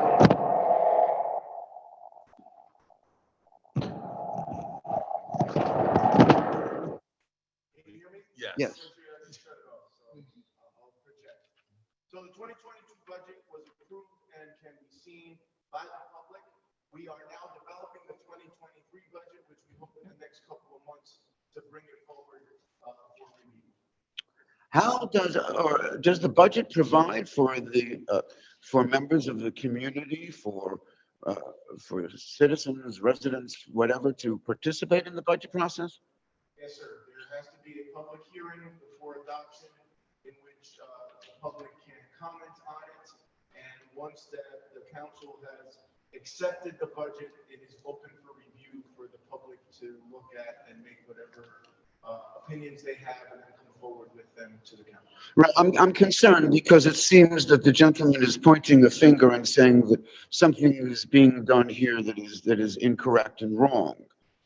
He might disagree with what the council will decide or what the mayor will decide, but I've yet to understand if the council has overstepped its authority. No, Council President, if I may remind the public, through this mayor's administration and this council, we have received the highest marks of best practices in the state of New Jersey for the last 3 or 4 years, right, Mayor, that we've had in previous years. And that means the state has also agreed with the process of this mayor and council and the way we handle not just our budget, but the business in general of the city. Very good. Very good. Is there anyone else who would like to address the council? I have a remark. I'm sorry, Councilman Ralph. Yeah, Mr. Wolf, there's a notion out there that constant deliberation and going back and forth is good government. And I'm one who, there's some surrounding municipalities who I watch closely, and they have real problems on getting things done because that's what they feel, the same notion, that constant deliberation and bickering and arguing about items on the agenda is good government. There's about 30 items on this agenda. I would be so pressed if you can point out one that has a reason for dissension or conversation in terms of not supporting. That goes true for most of our agendas.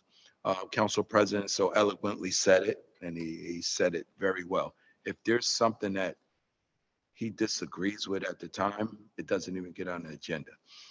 I don't know how many meetings you attend, either personally or in person or on Zoom, but if you did, you would see, even last week, if I'm not mistaken, or probably the week before, we voted to remove items.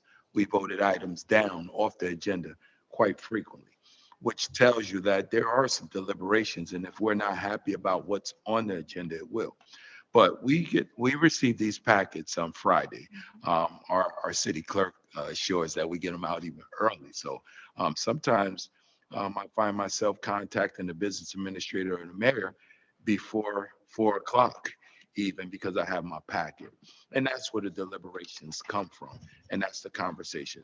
One thing I've seen over my 12 years or 14 years or whatever it is on the council, I'm getting like Councilman as a council president, I stopped counting. But I've seen chaos, and then I've seen good government. And what I want to say is that good government is happening. Things are happening in the city. Redevelopment is happening, and it's not, and it's coming from deliberations, but it's not coming from trying to embarrass our mayor or the business administrator, or any of the departments here in the city of Passaic. Once again, I just challenge you to stick around or to come to more meetings. Don't just get the transcript where the votes are, because we're adults here, and what we do is if we have a problem, we pick up the phone and try to work them out.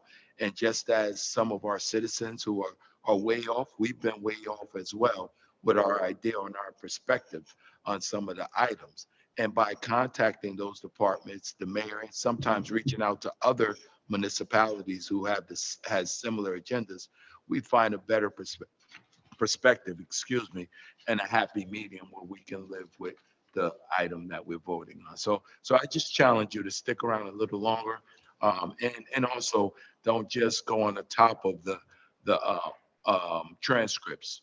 Dig deep and find the transcripts where we spent hours sitting here on one item and discussing it and deliberating as you suggest we should do. So I just challenge you to do that, Mr. Wolf.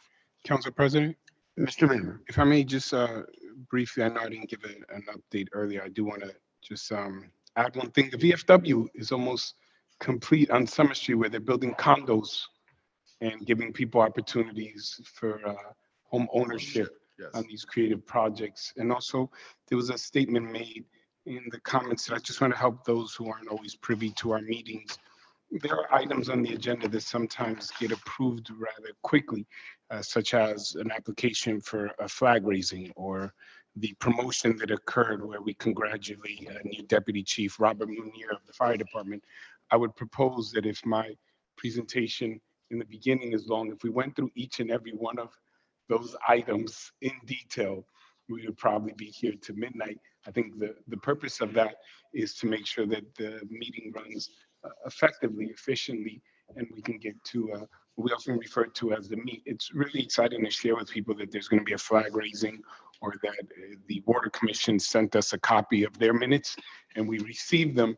Those are often the items that people may hear 13 through 19 when the council president requests them. It's because there would be no need to go into detail as to the flag raisings that occur every single year, or that the parks are going to be available for an event. Oftentimes when community members come, they'll share it during the open public portion. But I just want to give a little bit of perspective, and I commend anyone who asks questions to be educated.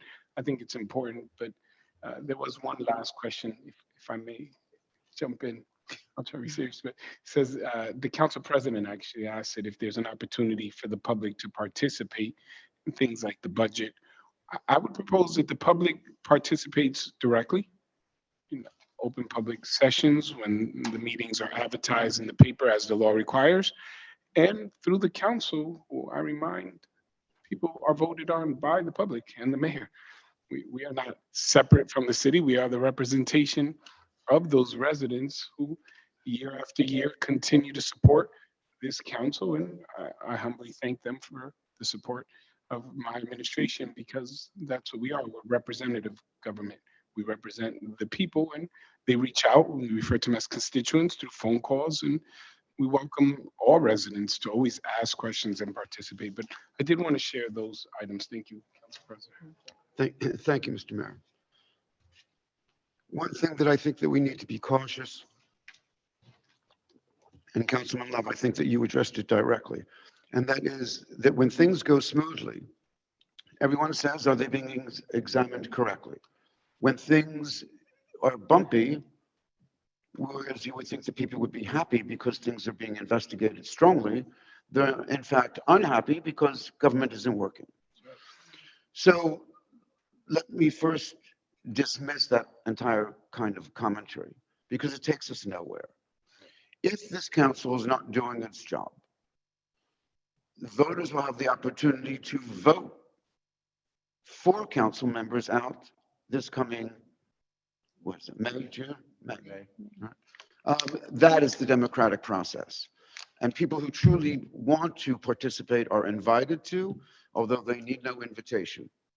And I'm sure that whoever out there has such concerns and such criticisms, I would hope that they would put their hat in the ring, so that their ideas can be debated and their understandings can be better understood.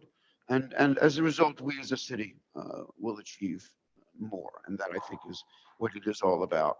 But I would hate people to think that it is discord provides good direction. Right. Mayor, you had spoken about meetings lasting until 12 o'clock. If I may admit to you, the latest meeting I attended of a city council of this city ended at 4 o'clock in the morning. And it was uncommon for this council to break before midnight. And that's every single meeting. What was accomplished? What was accomplished was a council and a mayor who genuinely could not see each other's view and would not abide by anything except 100%. We all have different points of view. God bless America. Yes. And I think that the system which has evolved here in Passaic, and God willing, it will continue, has one which has only brought positive returns uh, to the members of this great community. Anyone else wish to communicate with the council? Not on the Zoom. Anyone in the audience? I'm going to choose this lady first, Ms. Robinson.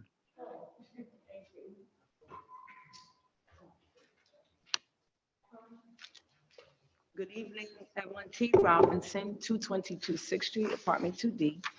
First and foremost, I totally agree. This this program was, I mean, y'all had me like I felt I was at Mount Pilgrim, like just shouting, and I saw you singing, Mayor. You know the songs, and you too, Mello. And everybody's head was going. Schwartz, I saw your head going, and everybody was jamming to the praising of God, and I just loved it. And I think that it was awesome. Congratulations, pulling everyone. I almost didn't come today because we had in my family. Thank you for your comments, Kathy. But I said this was important, and I knew that my sister-in-law would be supportive of what we're doing. But this is important. And as I stated before, there are communities, and there are few in New Jersey. We could think we're a blue state if we wanna, but there's some communities that are trying to whitewash not just Black history, but Latino history, the indigenous people whose land we took. I mean, they're trying to just really change history, you know, and we have to be aware and just hope that it doesn't happen here. And so it's important, and this was very important. And seeing those babies, that was awesome, and they looked very natural standing up there on that, getting ready. And we said, we plant the seed, you plant the seed so it'll go. And I loved it, and I think it was. So I thank you, and I thank you again, Dr. Love, for calling me and allowing me to partake and participate in this program. So I just have a question. One question. This one, authorizing municipal non-partisan early voting.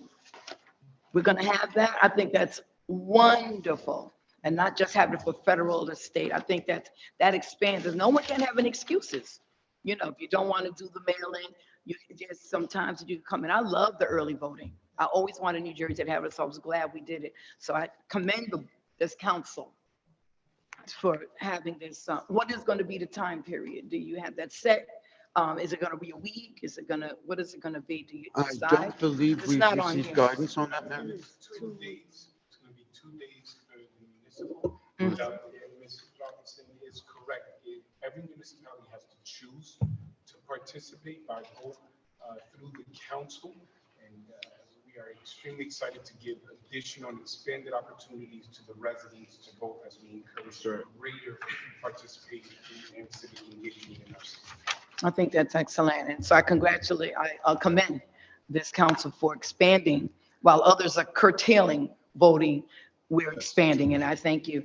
My second one is one I've talked about for years, the crosswalk between Wall and Passaic Street. With the construction going on, it's getting worse and worse. And I know what's coming, but it's really, really difficult to cross the street.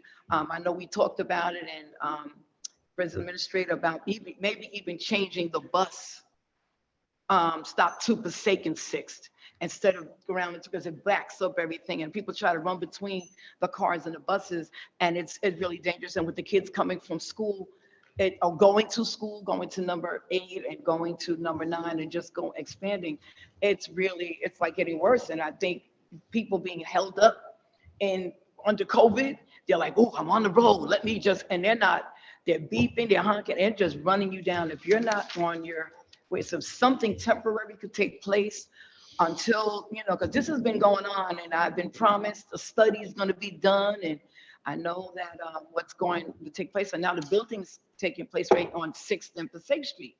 The buildings that's going up there. So how much longer are we going to have no markings, no markings for a crosswalk at that caddy corner there? That is really dangerous. Ricky, on a short term, can we have something done? It's going to enhance safety considerably. Issue with my mic, so I'm just gonna speak out loud. Yeah, so Ms. Robinson's correct. The issue really has been all the traffic calming we've had to do because of the construction. And just so you know, you're aware, it hasn't just been the construction of the building. Oh, no, it's not. There's been also issues with PSE&G, the gas line, Passaic Valley Water, and putting something up now, even on temporary, it would defeat the purpose of what's going on because the work is still going to be there and it'll just make it worse. The good news is I was told that engineering inspected the sidewalk in front of that building, and that construction fence should be coming down by next week so that the sidewalk should be complete. The mayor and I have been having discussions with the police department about the additional structure on the corner of Wall and Passaic that would then allow for direct, because the issue with NJDOT is the catty corner of a crosswalk isn't permitted. So with the new development going on, we're going to be meeting DOT guidelines and there'll be a lot more traffic. But as soon as the building is up, I know the mayor was very clear in the discussions with Mrs. Robinson. As soon as that clears up, we'll put some temporary signage and markings and pedestrian safety crossings to hopefully get that, issue at least temporarily curtailed until the construction is finished on the property. Council President, one of the challenges with crosswalks is we cannot paint crosswalks unless there's a curb cut. Right. The curb cut, and we often use these terms, and we know that the layperson or residents that aren't privy to the meetings that we have may not be as familiar with them, but a DOT would be the Department of Transportation. We receive guidelines in terms of any traffic changes or additions to a specific area in the city from them. The reason why we have to do traffic studies through our police department is because it's required by law. And that also protects us. In addition, and I guess I would dovetail on previous comments, it's a checks and balances. We can't just arbitrarily decide to paint every single corner. A curb cut is what you often see where the curb is straight and then there's a dip maybe for bicycles, for wheelchairs. They become ADA compliant, or Americans with Disabilities Act, to ensure that you can safely go from the sidewalk into the street and then go back safely up to the other side of the street. Well, crosswalks, again, I'll reiterate, must be painted from one curb cut to another. When the business administrator refers to catty corners or certain areas, when they do not have a curb cut, we cannot paint the crosswalk. The crosswalk becomes important because according to New Jersey state law, cars have to stop at crosswalks, whether there's a traffic light or not, because that ensures pedestrian safety. So the reason why we're waiting for the end of the construction is because then we can put in a proposal to have a curb cut in the area. And once the curb cut is approved, then we can just paint it. At that point, the city can just send DPW and say, paint it. Anywhere that there is a curb cut, and you sometimes see this sort of red or pinkish little square, and they have little divots in them so people can go down with wheelchairs or bicycles. We've been doing that throughout the city, but we have to wait for this construction to be done, for the traffic study to be submitted, and then once we have an approval for a curb cut in the area, the painting is simply just sending DPW to do it. I would love to give you a timeline, Ms. Roberts. I would love to say March 1st, we're going to do it. The challenge is that we have to submit, make sure that it gets approved, but we will assure you that before the spring, there will be action on the corner. If it is not a crosswalk, and we've discussed it with the council president and members of the council, we will have a police substation down there. So it will be easier to ensure that traffic is addressing the issue constantly. Okay, yeah, because they go right through that stop sign coming from 10th Street. They will not stop and they keep right on going. And so my last thing is, y'all took up some of my 5 minutes. Saturday, I was at my daughter's, but I have cameras. And they were shooting a video in the parking lot of 6th Street, 220, 222. And my cameras captured it. They were not from 6th Street. And they were riding those ATVs. I mean, they were having a good time. And thank God the police came through. But we had children that were playing originally. And if they had gotten hit by those things, there were 4 of them. They just were racing amongst each other. And I've seen it in other parts of the city. But it's like they don't care. It's like, we do what we want. No one's going to stop us, and something has to be done. And I know that they're illegal. They're not supposed to be and I don't know who's selling them, where they're getting them from, but it's something that has to be done. And our association was discussing it, and we're like really worried because spring is coming. Council I know we're worried President. about the snow that's coming tomorrow, but spring is coming, and it Time is- seems like that folks get Council bold and they President. start doing what they want. So I'm hoping it's Her something that time we is can up. be done. Councilman Love, please. So No, thank you no, so I'm much. sorry, Oh, it's only time. No, But thank you. I just wanted to say, the purchase of them are not illegal. Mm. That's the thing. Well- But the riding and the use The of them riding. is, so that's why they're easy to get.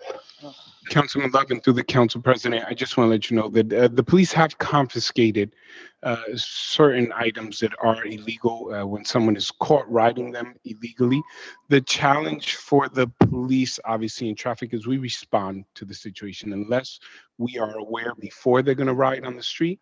The nature of the vehicles themselves, the fact that they can jump on the sidewalk or take off, makes pursuit dangerous for pedestrians. We saw, unfortunately, in one of our neighboring municipalities where there was a casualty, a person's life was taken because there was a pursuit within the city of individuals that are driving off. We're very careful at the direction of our chief to make sure that we have a practical approach to these. But when we receive reports early on and we try to do a number of traffic initiatives throughout the city and we capture them, we do take these vehicles. They either get impounded or they become evidence in the sense that if they were participating in any activity that can be considered a crime and needs investigation, we can hold them. But you are right, Councilman. The purchase is not illegal, and what occurred during the pandemic was individuals received money and started buying toys. We saw a lot more of these electric and motorized vehicles. The law is not necessarily caught up to some of the advances that we see in this particular field, meaning that some of the bicycles have become electric bicycles and some of them have become quite advanced, almost like motorcycles, and they fall into this category. And we keep trying to pin down a specific law that would allow us to say you cannot use them in the city. Unfortunately, it is a challenge, and we may be tapping a representative in our city who serves on the state to take a look at some of the laws that provide distinctions between those vehicles. No names, no Yeah, names. but in terms of the city, no. One of the challenges, just to be honest, is you've seen the kids on the sort of the little segways and they ride, and then there's bicycles that are electric, and then you try to outlaw the electric bike and realize that there are individuals with certain disabilities that need the electric bike to get to work because they don't drive, they use the electric bike. So it's very difficult to just have a blanket approach or some kind of broad law. And we are addressing it. The police is doing a good job. Council President will make sure to refer to the chief to have a report for the council on these vehicles. Thank you, Mayor. If I may just add to that, Ms. Robinson, it is an issue which the legislature, both Senate and the Assembly, are aware of, and it's being worked upon. It is very difficult, and the mayor was absolutely spot on. It's very difficult to control them. Right now, they are technically illegal because they are a motorized vehicle and they don't have insurance.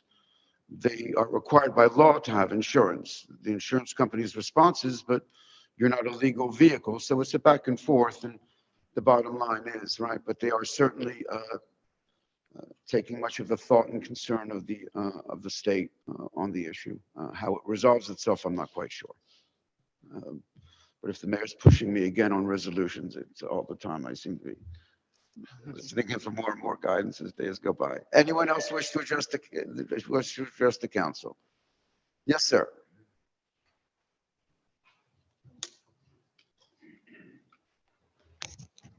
Yes, good evening. Joe Conoscenti, 170 Broadway.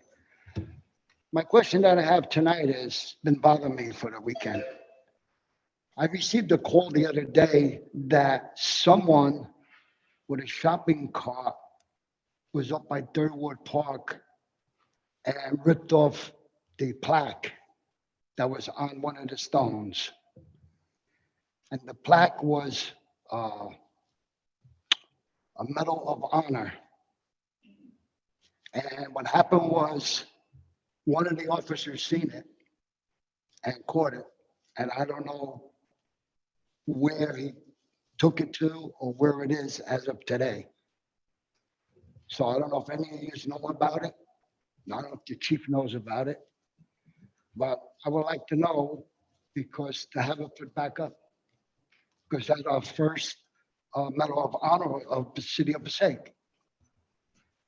So that's my only question tonight. I believe this is, if there was any arrest made, there's any number of questions in terms of the age of the person. Right now, Mr. Consenti, we have no information to share with you. All right. Anyone else wish to address Council the President. council? Council President, if Mr. Condescendi's account is that a police officer witnessed an individual taking an item, the item would be part of the investigation and thus would be used until the investigation would be done, the item would not be released. Madam Clerk, do we have anyone else who wishes to communicate with this council? No, sir, not on the Zoom. You have We have, oh, yeah. Yes.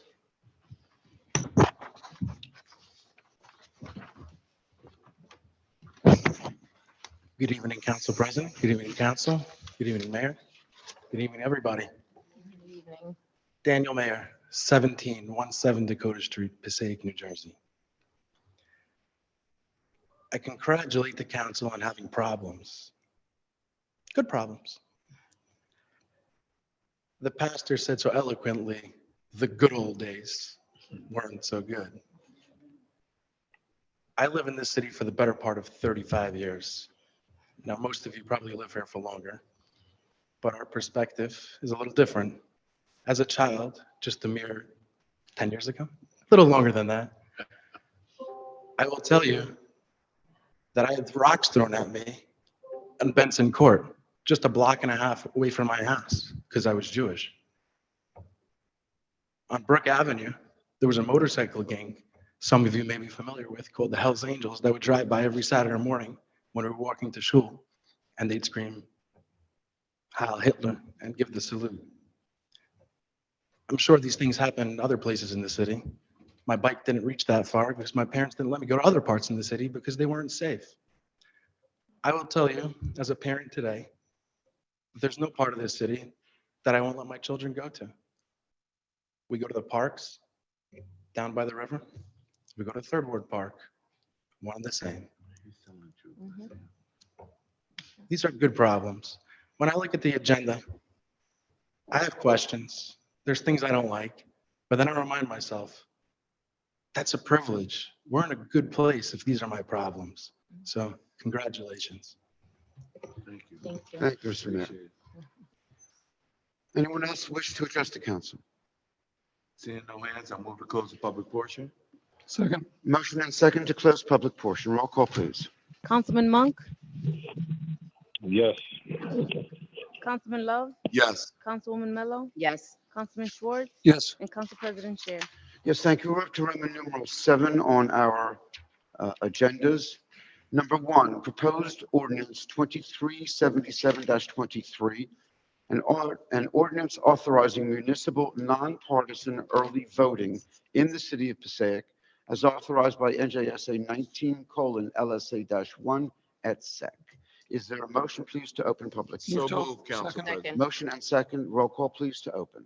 Councilman Schwartz, Yes. Councilman Monk, Yes. Councilman Love, Yes. Councilwoman Mello, Yes. and Council President Chair. Yes, thank you. At this time, ladies and gentlemen, the council is entertaining proposed ordinance 2377.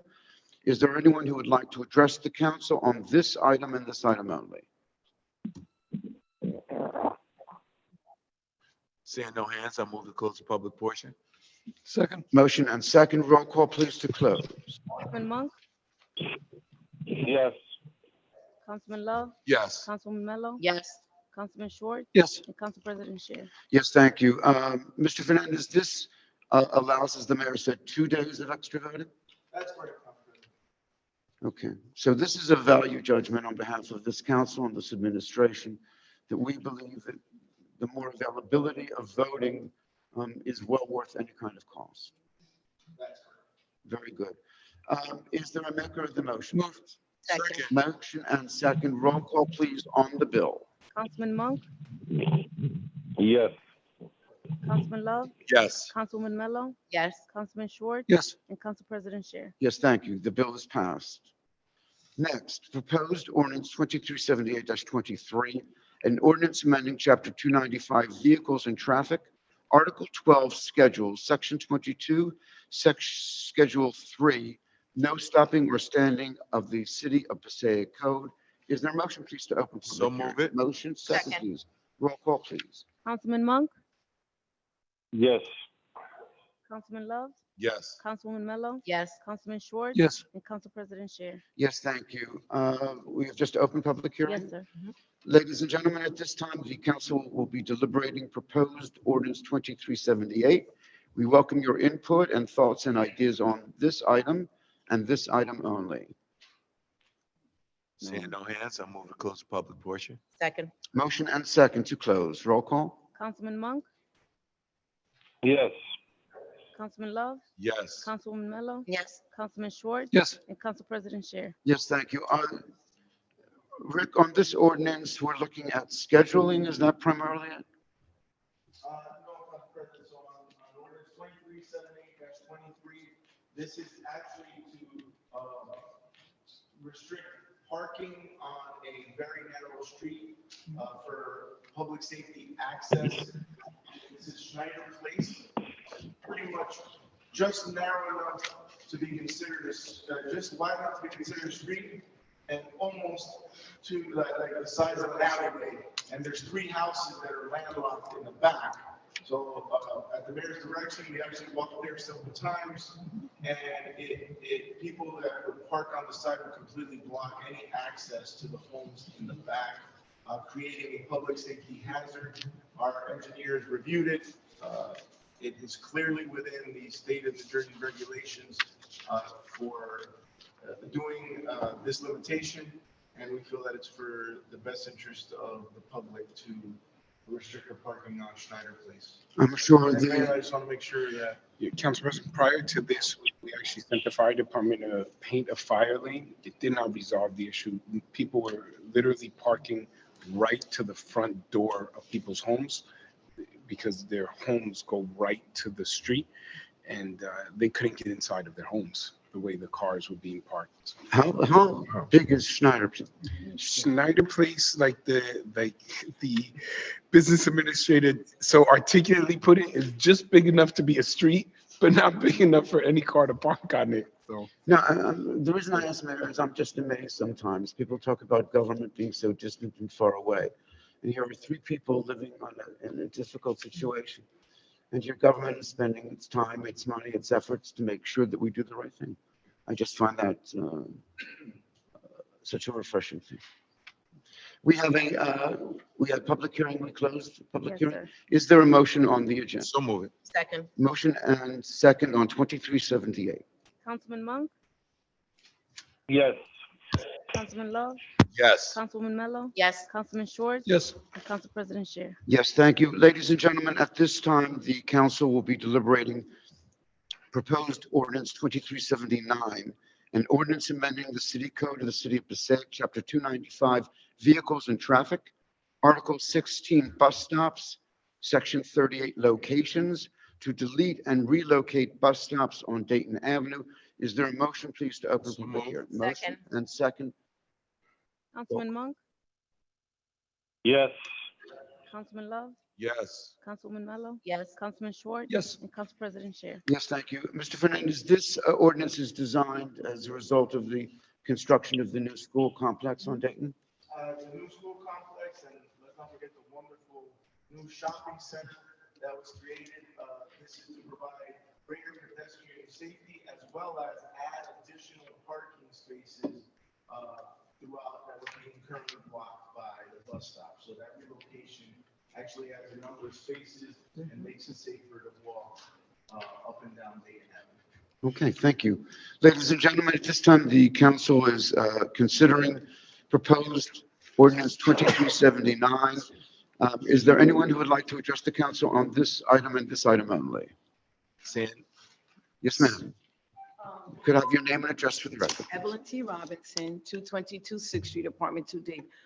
That's interesting when you talk about Dayton. I walk there because that Home Depot, Dollar Tree, everything's right there. And McDonald's, where is that? The bus stop is like right there in the corner of, which one are you moving? There's one there on the corner of Monroe. There's one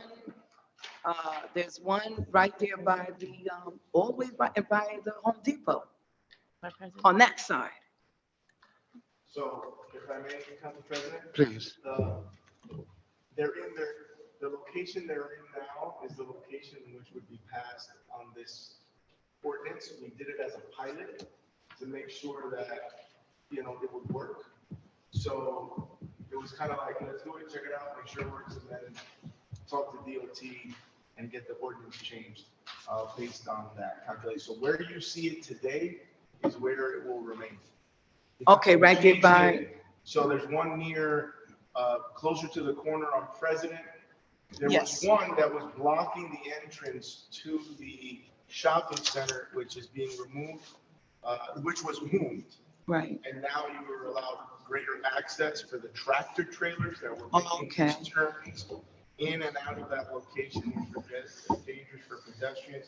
Because it's not just the shopping center, the Home Depot, the Walgreens. Behind that shopping center, the industrial complex Yes. continues to operate, needing access. And once the development was going on and the activities were happening, the mayor received a call. We went out there. I had traffic go out there as well as the engineering department.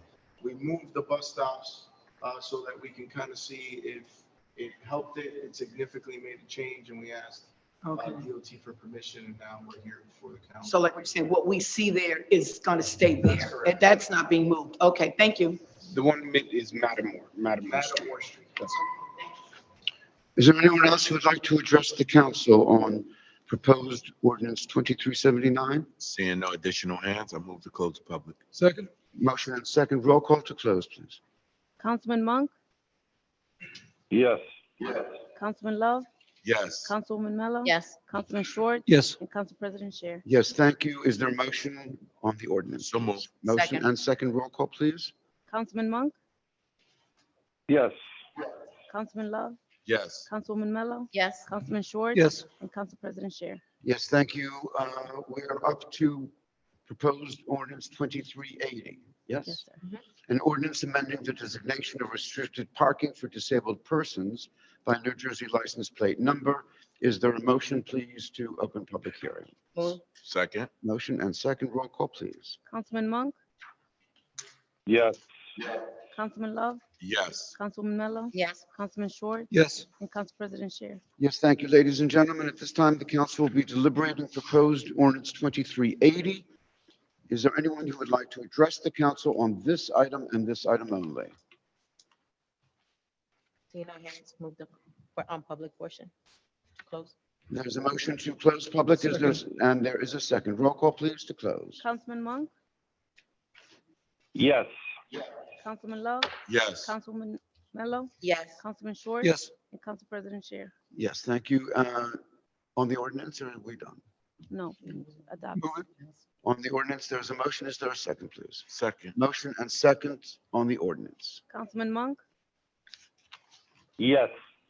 Councilman Love, Yes. Councilwoman Mello. Yes. Councilman Short. Yes. And Council President Scher. Yes, thank you. We're up to Roman numeral 8 on our agenda, communications, items 5 through 8. Are there any questions on 5 through 8, please? Hearing none, is there a motion, please, to accept items 5 through 8? So move. Motion and second. Roll call, please. Councilman Monk, Yes. Councilman Love, Yes. Councilwoman Mello. Yes. Councilman Short. Yes. And Council President Scher. Yes, thank you. All matters listed here under considered routine in nature, items 9 through 15. Are there any questions, please, on 9 through 15? Seeing no lights at this time, is there a motion, please, to accept 9 through 15? Move. Motion Second. and second. Roll call. Councilman Monk, Yes. Councilman Love, Yes. Councilwoman Mello, Yes. Councilman Schwartz, Yes. and Council President Shear. Yes, thank you. We're under resolutions now, Roman numeral 9 on our agenda. Do we have, Susie, anything for requires closed executive session? Have we ever had items that go to closed executive session? But it is, of course, in terms of Litigation that can be discussed, personnel matters can be discussed. negotiation, And contract negotiations. but this council, or for that matter, there's no council that could pass a resolution in closed session. It would have to be an open session. Is that correct? Council President. Open to the public scrutiny. That is correct. The closed session is only for discussion. Very good. Mr. Fernandez, do you need closed executive? No, Council President. Mr. Mayor, sir? None at this time, Council. Members of the council. All right, if we can go into the resolutions, 17 through 28, I believe. Are there any questions, please, on 17 through 28? Question on 25. Councilman Schwartz, 25, please. What is the cost of that equipment? So, the repair is $54,868.48. What is the value of the equipment? Oh, the value of the equipment, So off the top of my head, I don't know, but it's in the six figures. What exactly is that piece of equipment? So the payloader is the big, huge, with the big wheels that has a huge shovel in the front where we used to pick up garbage, heavy material, moving the salt from the salt shed to fill the big dump trucks. So it's used, it has multiple uses. If we're gonna fill a hole with dirt in the parks, so basically it's a big bucket that's in the front. You'll kind of notice them sometimes when the drive around has these wheels that are like 6 feet tall on either side, with one single driver's seat and then the huge bucket in the front. And we use that for just about every process that we have in DPW. I gather we own one of them. Yeah, well, we have two. One of them was from like 1980, but it is rusting through, which required us to purchase this one. And wouldn't you know it, just like warranties are, it's almost like they know exactly when the warranty is over for the vehicle to break down. Well, right when the vehicle breaks down, right when the warranty's over, the vehicle breaks down, and now we have a bill for $54,000. How old is this piece of equipment? 4 years old, I think. 3 or 4 years old. Okay, thank you. And that's normal for a piece of equipment like that? No, it's not normal. There was a pin or something that snapped on it, but it wasn't covered under warranty. Very good, thank you. Warranty had expired. Good deal. Are there any other questions, please, on 17 through 28? Councilman Monk, did you? Yes, thank Sorry, you. sir? I have a question. Sorry? Which number? I have a question on item. Can you Item move the phone a 17. little bit away from your, it's difficult to understand you, sir. Is this better? Is this better? Yes. Okay, excellent, thank you. Item 17. 17. There's 17, 18, 19, there are repairs to emergency sanitary sewer repair. I'm just curious, I have two questions. Most of them had numerous contractors that were contacted to bid it out. Item 17 has Delgado, which is, I think, our emergency repair company, right, that goes out initially. There's only one other company that was contacted to bid out this particular job. And my next question is, in terms of pricing, you have item 17, as an example, was to replace 47 feet of sanitary repair, like $50,000. And if you look at 19, item 19 was to replace only 10 linear feet at a similar price. So 10 linear feet, an item 19 costs $45,000, and at the same time, an item 17, for another few $1,000s, they replaced 47 feet. I just want to know how this pricing is done, and also what's the system, the process in terms of contacting numerous contractors for this type of work. Good deal. Thank you. Mr. Fernandez. So, so we always contact a number of vendors. Those who respond are on here. In number 17, the reason Montana had it, there was an issue with the immediate resources that were needed to deal with the problem, and that's why Montana got it. One of the main reasons that the price, even though you see less linear feet, is that the work that was being done to stop on Madison at the initial 46 linear feet was much more intensive and labor intensive than was the rest of the street. So what happens is there was the bypass and all the work that happened in the first one. Again, I'm not an engineer, and I apologize if I can't give you exactly all the technical details, and I use some lay terms. Once they bypassed it, which is a pump that removed it, and they rectified, they needed a lot more mortar and concrete and things to fix that section. And there was issues with the jet cleaning and the camera that was used in it. That obviously has a different fee. Once that was corrected, what happened, unfortunately, is when you have these older clay pipes, as we have in the city of Passaic, any tremble breaks the pipe. So then it was flowing, everything was good. A couple days later, if you look at the dates, there was still an issue with the backflow. Once the company was already there, if you notice, everything else was the lowest bidder because they already knew the problem. They already dealt with the difficult issue on item 17. So when they got to 18 and 19, right, it was just a matter of replacing the pipe. And that's why we got a lower cost. What I also would like to remind the council and I thank Councilman Monk for the questions, because they were extremely critical not too long ago where before we had this process, this same exact repair would be triple or quadruple the cost, if the council remembers, and we completely revamped the process where now, where one project of 120 linear feet would have cost us $300,000, we have 3 that are on here that don't even reach close to that number because of this new process of bypassing it, getting the quotes, and having them compete for the prices. When we had our previous contract with Mont McDonald, unfortunately, when it was an emergency, you know, it's capitalism, right? Surge pricing, you need it on an emergency, and we were using them. Our linear foot cost would be, you know, significantly higher. During this process, I had to report that even at our highest, we haven't hit the numbers that we did for this administration. Thank you. Thank you for the clarity. Are there any other questions from members of the council on 17 through 28?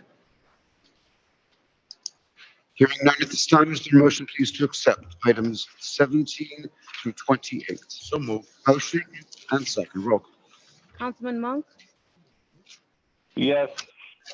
Councilman Love, Yes. Councilwoman Mello, Yes. Councilman Schwartz, Yes. and Council President Scher. Yes, thank you. We're up to Roman numeral 10 on our agenda.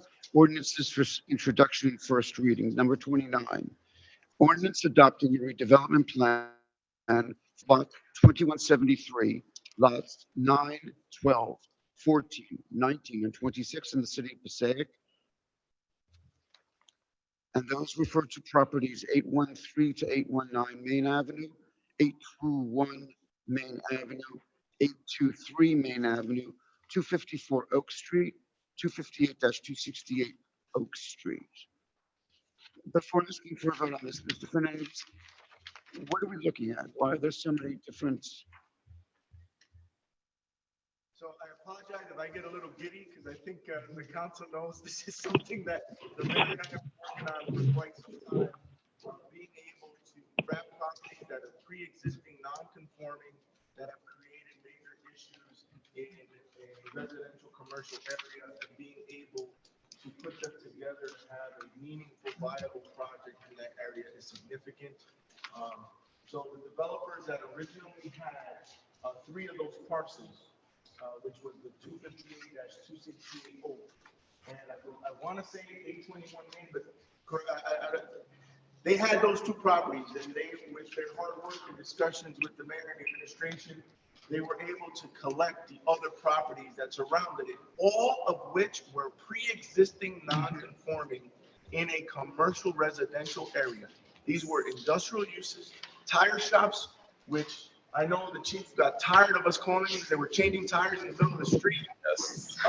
Tractor trailers delivering, major plumbing supplies on, a mixed commercial residential area. And through that collection of those properties, we're now able to do a really meaningful project. And Mayor, I don't want to steal the thunder, but the vision of a transition to the other side of Main Avenue, right? We always talk about 663, the center of town, right? And the focal point of that area. And then as you go to either side, you have the more thriving suburban area as you start going south. When you start going north towards the Clifton-Patterson border, the Main Avenue isn't as thriving as one would like it to be. And during this redevelopment, I think it could really change that area and be a catalyst for growth in that area. I know that's something the mayor has been talking to me about for quite some time, to really start changing the investment in Main Avenue. We believe that this project specifically, with the collection of all these lots, we have an opportunity to build something that otherwise we really don't get the chance to see. As a planner my whole life in this city and throughout the state, there's very few times when you're able to have a project of this magnitude. This could be a once in a career type of collection of properties in an urban setting like this, that isn't off by the river or off, the beaten path that's in the heart of our central business district. So that's why I'm kind of very excited about it. I know I went a little long-winded, Council President, but when we have something like this that you don't really get a chance, I mean, we're talking about the ability to put parking decks and commercial and office space and residential all in one property in a main line of transit with the New Jersey Transit bus system that's in the heart of our city, main artery. Council President, if I may add, I would like to thank the council and commend you on your vision. A number of years ago, we pitched a Main Avenue redevelopment plan with the hopes that we would see these non-conforming pre-existing properties get addressed, that investors would want to come into these areas on Main Avenue and create projects like this that would provide parking, that would provide commercial use as well as residential opportunities. And we're extremely excited to see these proposals, because it wasn't too long ago where we didn't think investors were going to come in. Now we're dealing with what I consider to be a good problem. I think one of the speakers, Mr. Daniel Mayer, has shared that we have some good problems in the city. One of the good problems is to see investors that are interested in our city and our growth, but more importantly, that are interested in the kind of investment and growth that is consistent with the vision of this governing body as well as my administration. And again, when that Main Avenue redevelopment plan was passed by this council, it was with that in mind, that we wanted to see, that we wanted to attract, that we wanted to incentivize good growth and investment. And as the BA says, and I think no one faults him for being excited about these projects and advocating so well and articulately. These are the kind of projects that we were hoping to see come before this governing body. And we have some small confidence, Mayor, that we can find a developer who would indeed follow that kind of a... I have a little bit of hope that we might find a developer that would be interested. Good deal. Thank you, sir. Are there any other questions on 29? If not, is there a motion, please, to accept for set down for second and final reading at our next meeting of February 7? So move. Second. Roll call, please. Councilman Monk. Councilman Love, Yes. Councilwoman Mello, Yes. Councilman Schwartz, Yes. and Council President Scher. Yes, thank you. Payment of bills. Are there any questions on the bills? Excuse me, Council President, I forgot 30. Well, Number let's 30. do the bills first. We'll live on the wild side. Any questions on the bills? If not, is there a motion, please, to accept the Move it. bills? Move. Is there a second? Is there a second, please? Second. Motion and a second. Councilman Love, Yes. Councilwoman Mello, Yes. Councilman Schwartz, Yes. and Council President Scher. Yes. Number 30, an ordinance amending the designation of restricted parking for disabled persons by New Jersey license plate number. Is there a motion, please, to set down for second and final reading at our meeting of February 7th? So move. Motion? Second. See, Councilman it's a little Love, bit of spark to our lives. Yes. Councilwoman Mello, Taking things Yes. out of order. Councilman It's Schwartz? wild. Yes. and Council President Scher. Yes, thank you. Administrator's report, Mr. Fernandez? None of this time, Council President. Mr. Mayor, sir. Mr. President, I want to highlight Resolution 22, going after $100,000 that we have for Colonel Johnson Park. It's a spray pad, and the reason why I want to highlight it is because that park has been touched for decades. During the summer, we've gone down there with recreation, we've seen kids going around in the splash park, but on asphalt and concrete and broken ground. And one of the initiatives that we've taken on in recent years is this rubberized surface around the city. You've seen it at Third Ward Memorial, at Dundee Island. It's conducive for children to play, especially children that may be children, what we like to refer of different abilities. As sometimes we get concerned now, kids are going to fall, they're going to get scrapes. That's a good thing. But of course, when you're dealing with water, when you're dealing with these kind of activities, we want to be safe and want families to feel comfortable, and we want to be more inclusive. We've done a good job in getting recreation equipment that accommodates certain needs, ranging from children on the spectrum to those who have access to wheelchairs and things of this nature. But I'm excited about this project because it's one of those projects where family members were surprised that we were addressing it.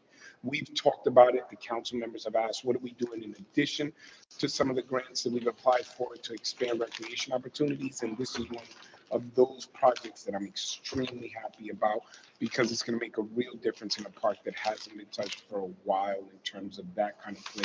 The spray pad on Harrison Street is, well, I grew up around the area going down there, so it's wonderful to see the kids playing every summer, but it's exciting that these parks continue to be renovated and the improvements, they're becoming state-of-the-art parks. I mean, we have families coming in from Bergen County, sending us letters to administration going, I brought my kids to your park in Passaic and we were having a great time. How's the maintenance on the park? The maintenance is going really well. Our recreation department, our parks team, they're doing a fantastic job staying on top of the cleanliness of the parks as well as maintaining the amenities.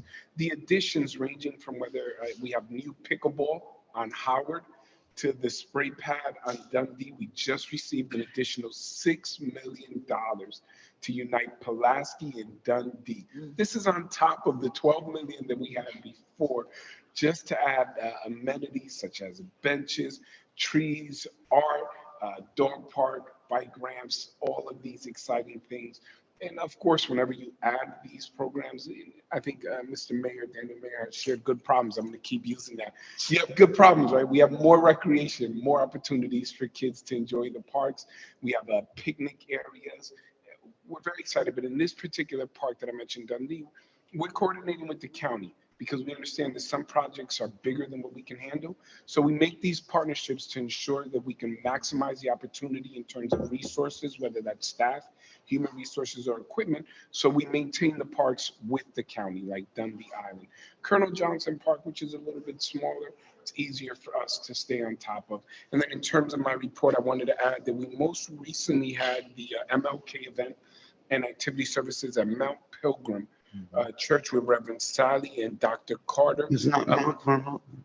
It wasn't Mark Carmel. It was that's a inside joke. Mark Carmel had great services themselves, but our Assemblyman and Council President Gary Scher was present. I was present. We had representatives from our city, obviously in the county. But I wanted to once again thank Dr. Carter, who you could see the reaction of Miss Evelyn Robinson. That preaching was just a remarkable charge to the community to respond beyond just words that may consider religious, but action of those who knock on the door seeking service and those who have the privilege and platforms to create programs and policies that would provide those services. So we were extremely excited about that. And then February 4th, there'll be the NAACP flag raising here at City Hall. We have President Sean Allen, as well as Representative Diane McNair, who is here, and many members of the community. Obviously, Councilman Love is present every year, and the council members show up. So I want to remind the community, February 4th, there'll be a flag raising. This will probably be my first flag raising that I will not be present, as my 10-year-old has locked me down months ago for his birthday, and I have committed for the very first time to actually go away with my 10-year-old. He is one of those children who is on the spectrum, but he has become increasingly more verbal, and in his advancement in being able to vocalize his desires, he was extremely clear and articulate that this year on his birthday, him and Dad are traveling, so I won't be around, but there'll be great representation for that event that day. Council President, that is the extent of my report. And again, you know what, I do want to add that. I said it before, I have to say it again. And it's not just because this evening has been such a blessing and the remarkable words that were shared, the presentation from the dance to the songs to the children, reading the speeches of Dr. King and saying these words of inspiration, but this council and obviously the business administrator, Kathy Martin, our police department, all directors in the community. Together, we continue to see remarkable advancements, development, investment. We recently received news of an additional $4 million for a parking deck that we had already received $10 million for through the state. Thank you, Assemblymen, and all those who you work with. And now to have our congressmen, our senators, Senator Menendez and Senator Booker, call directly and say the president just signed an additional $4 million for the city of Passaic for a parking deck right across from City Hall. In terms of being able to work with our housing to consider redevelopment opportunities, appealing to more commercial properties to provide more jobs, and even thinking of this investment on Main Avenue, where years ago, when that master plan was presented and our BA was working so hard on considering a Main Avenue redevelopment plan, to see these things come to fruition. One may look from the outside, perhaps on video, on Facebook tomorrow and the days that follow, and say, you got all that done in one day.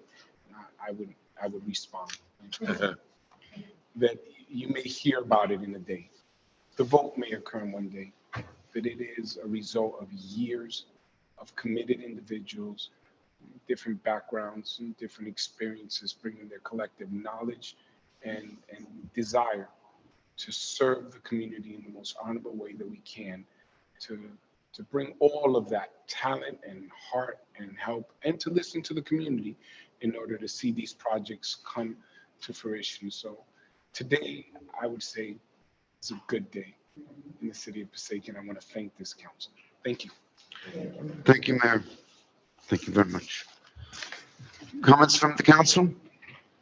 Seeing none, hearing none at this time, is there a motion, please, to adjourn? Motion, is there a second?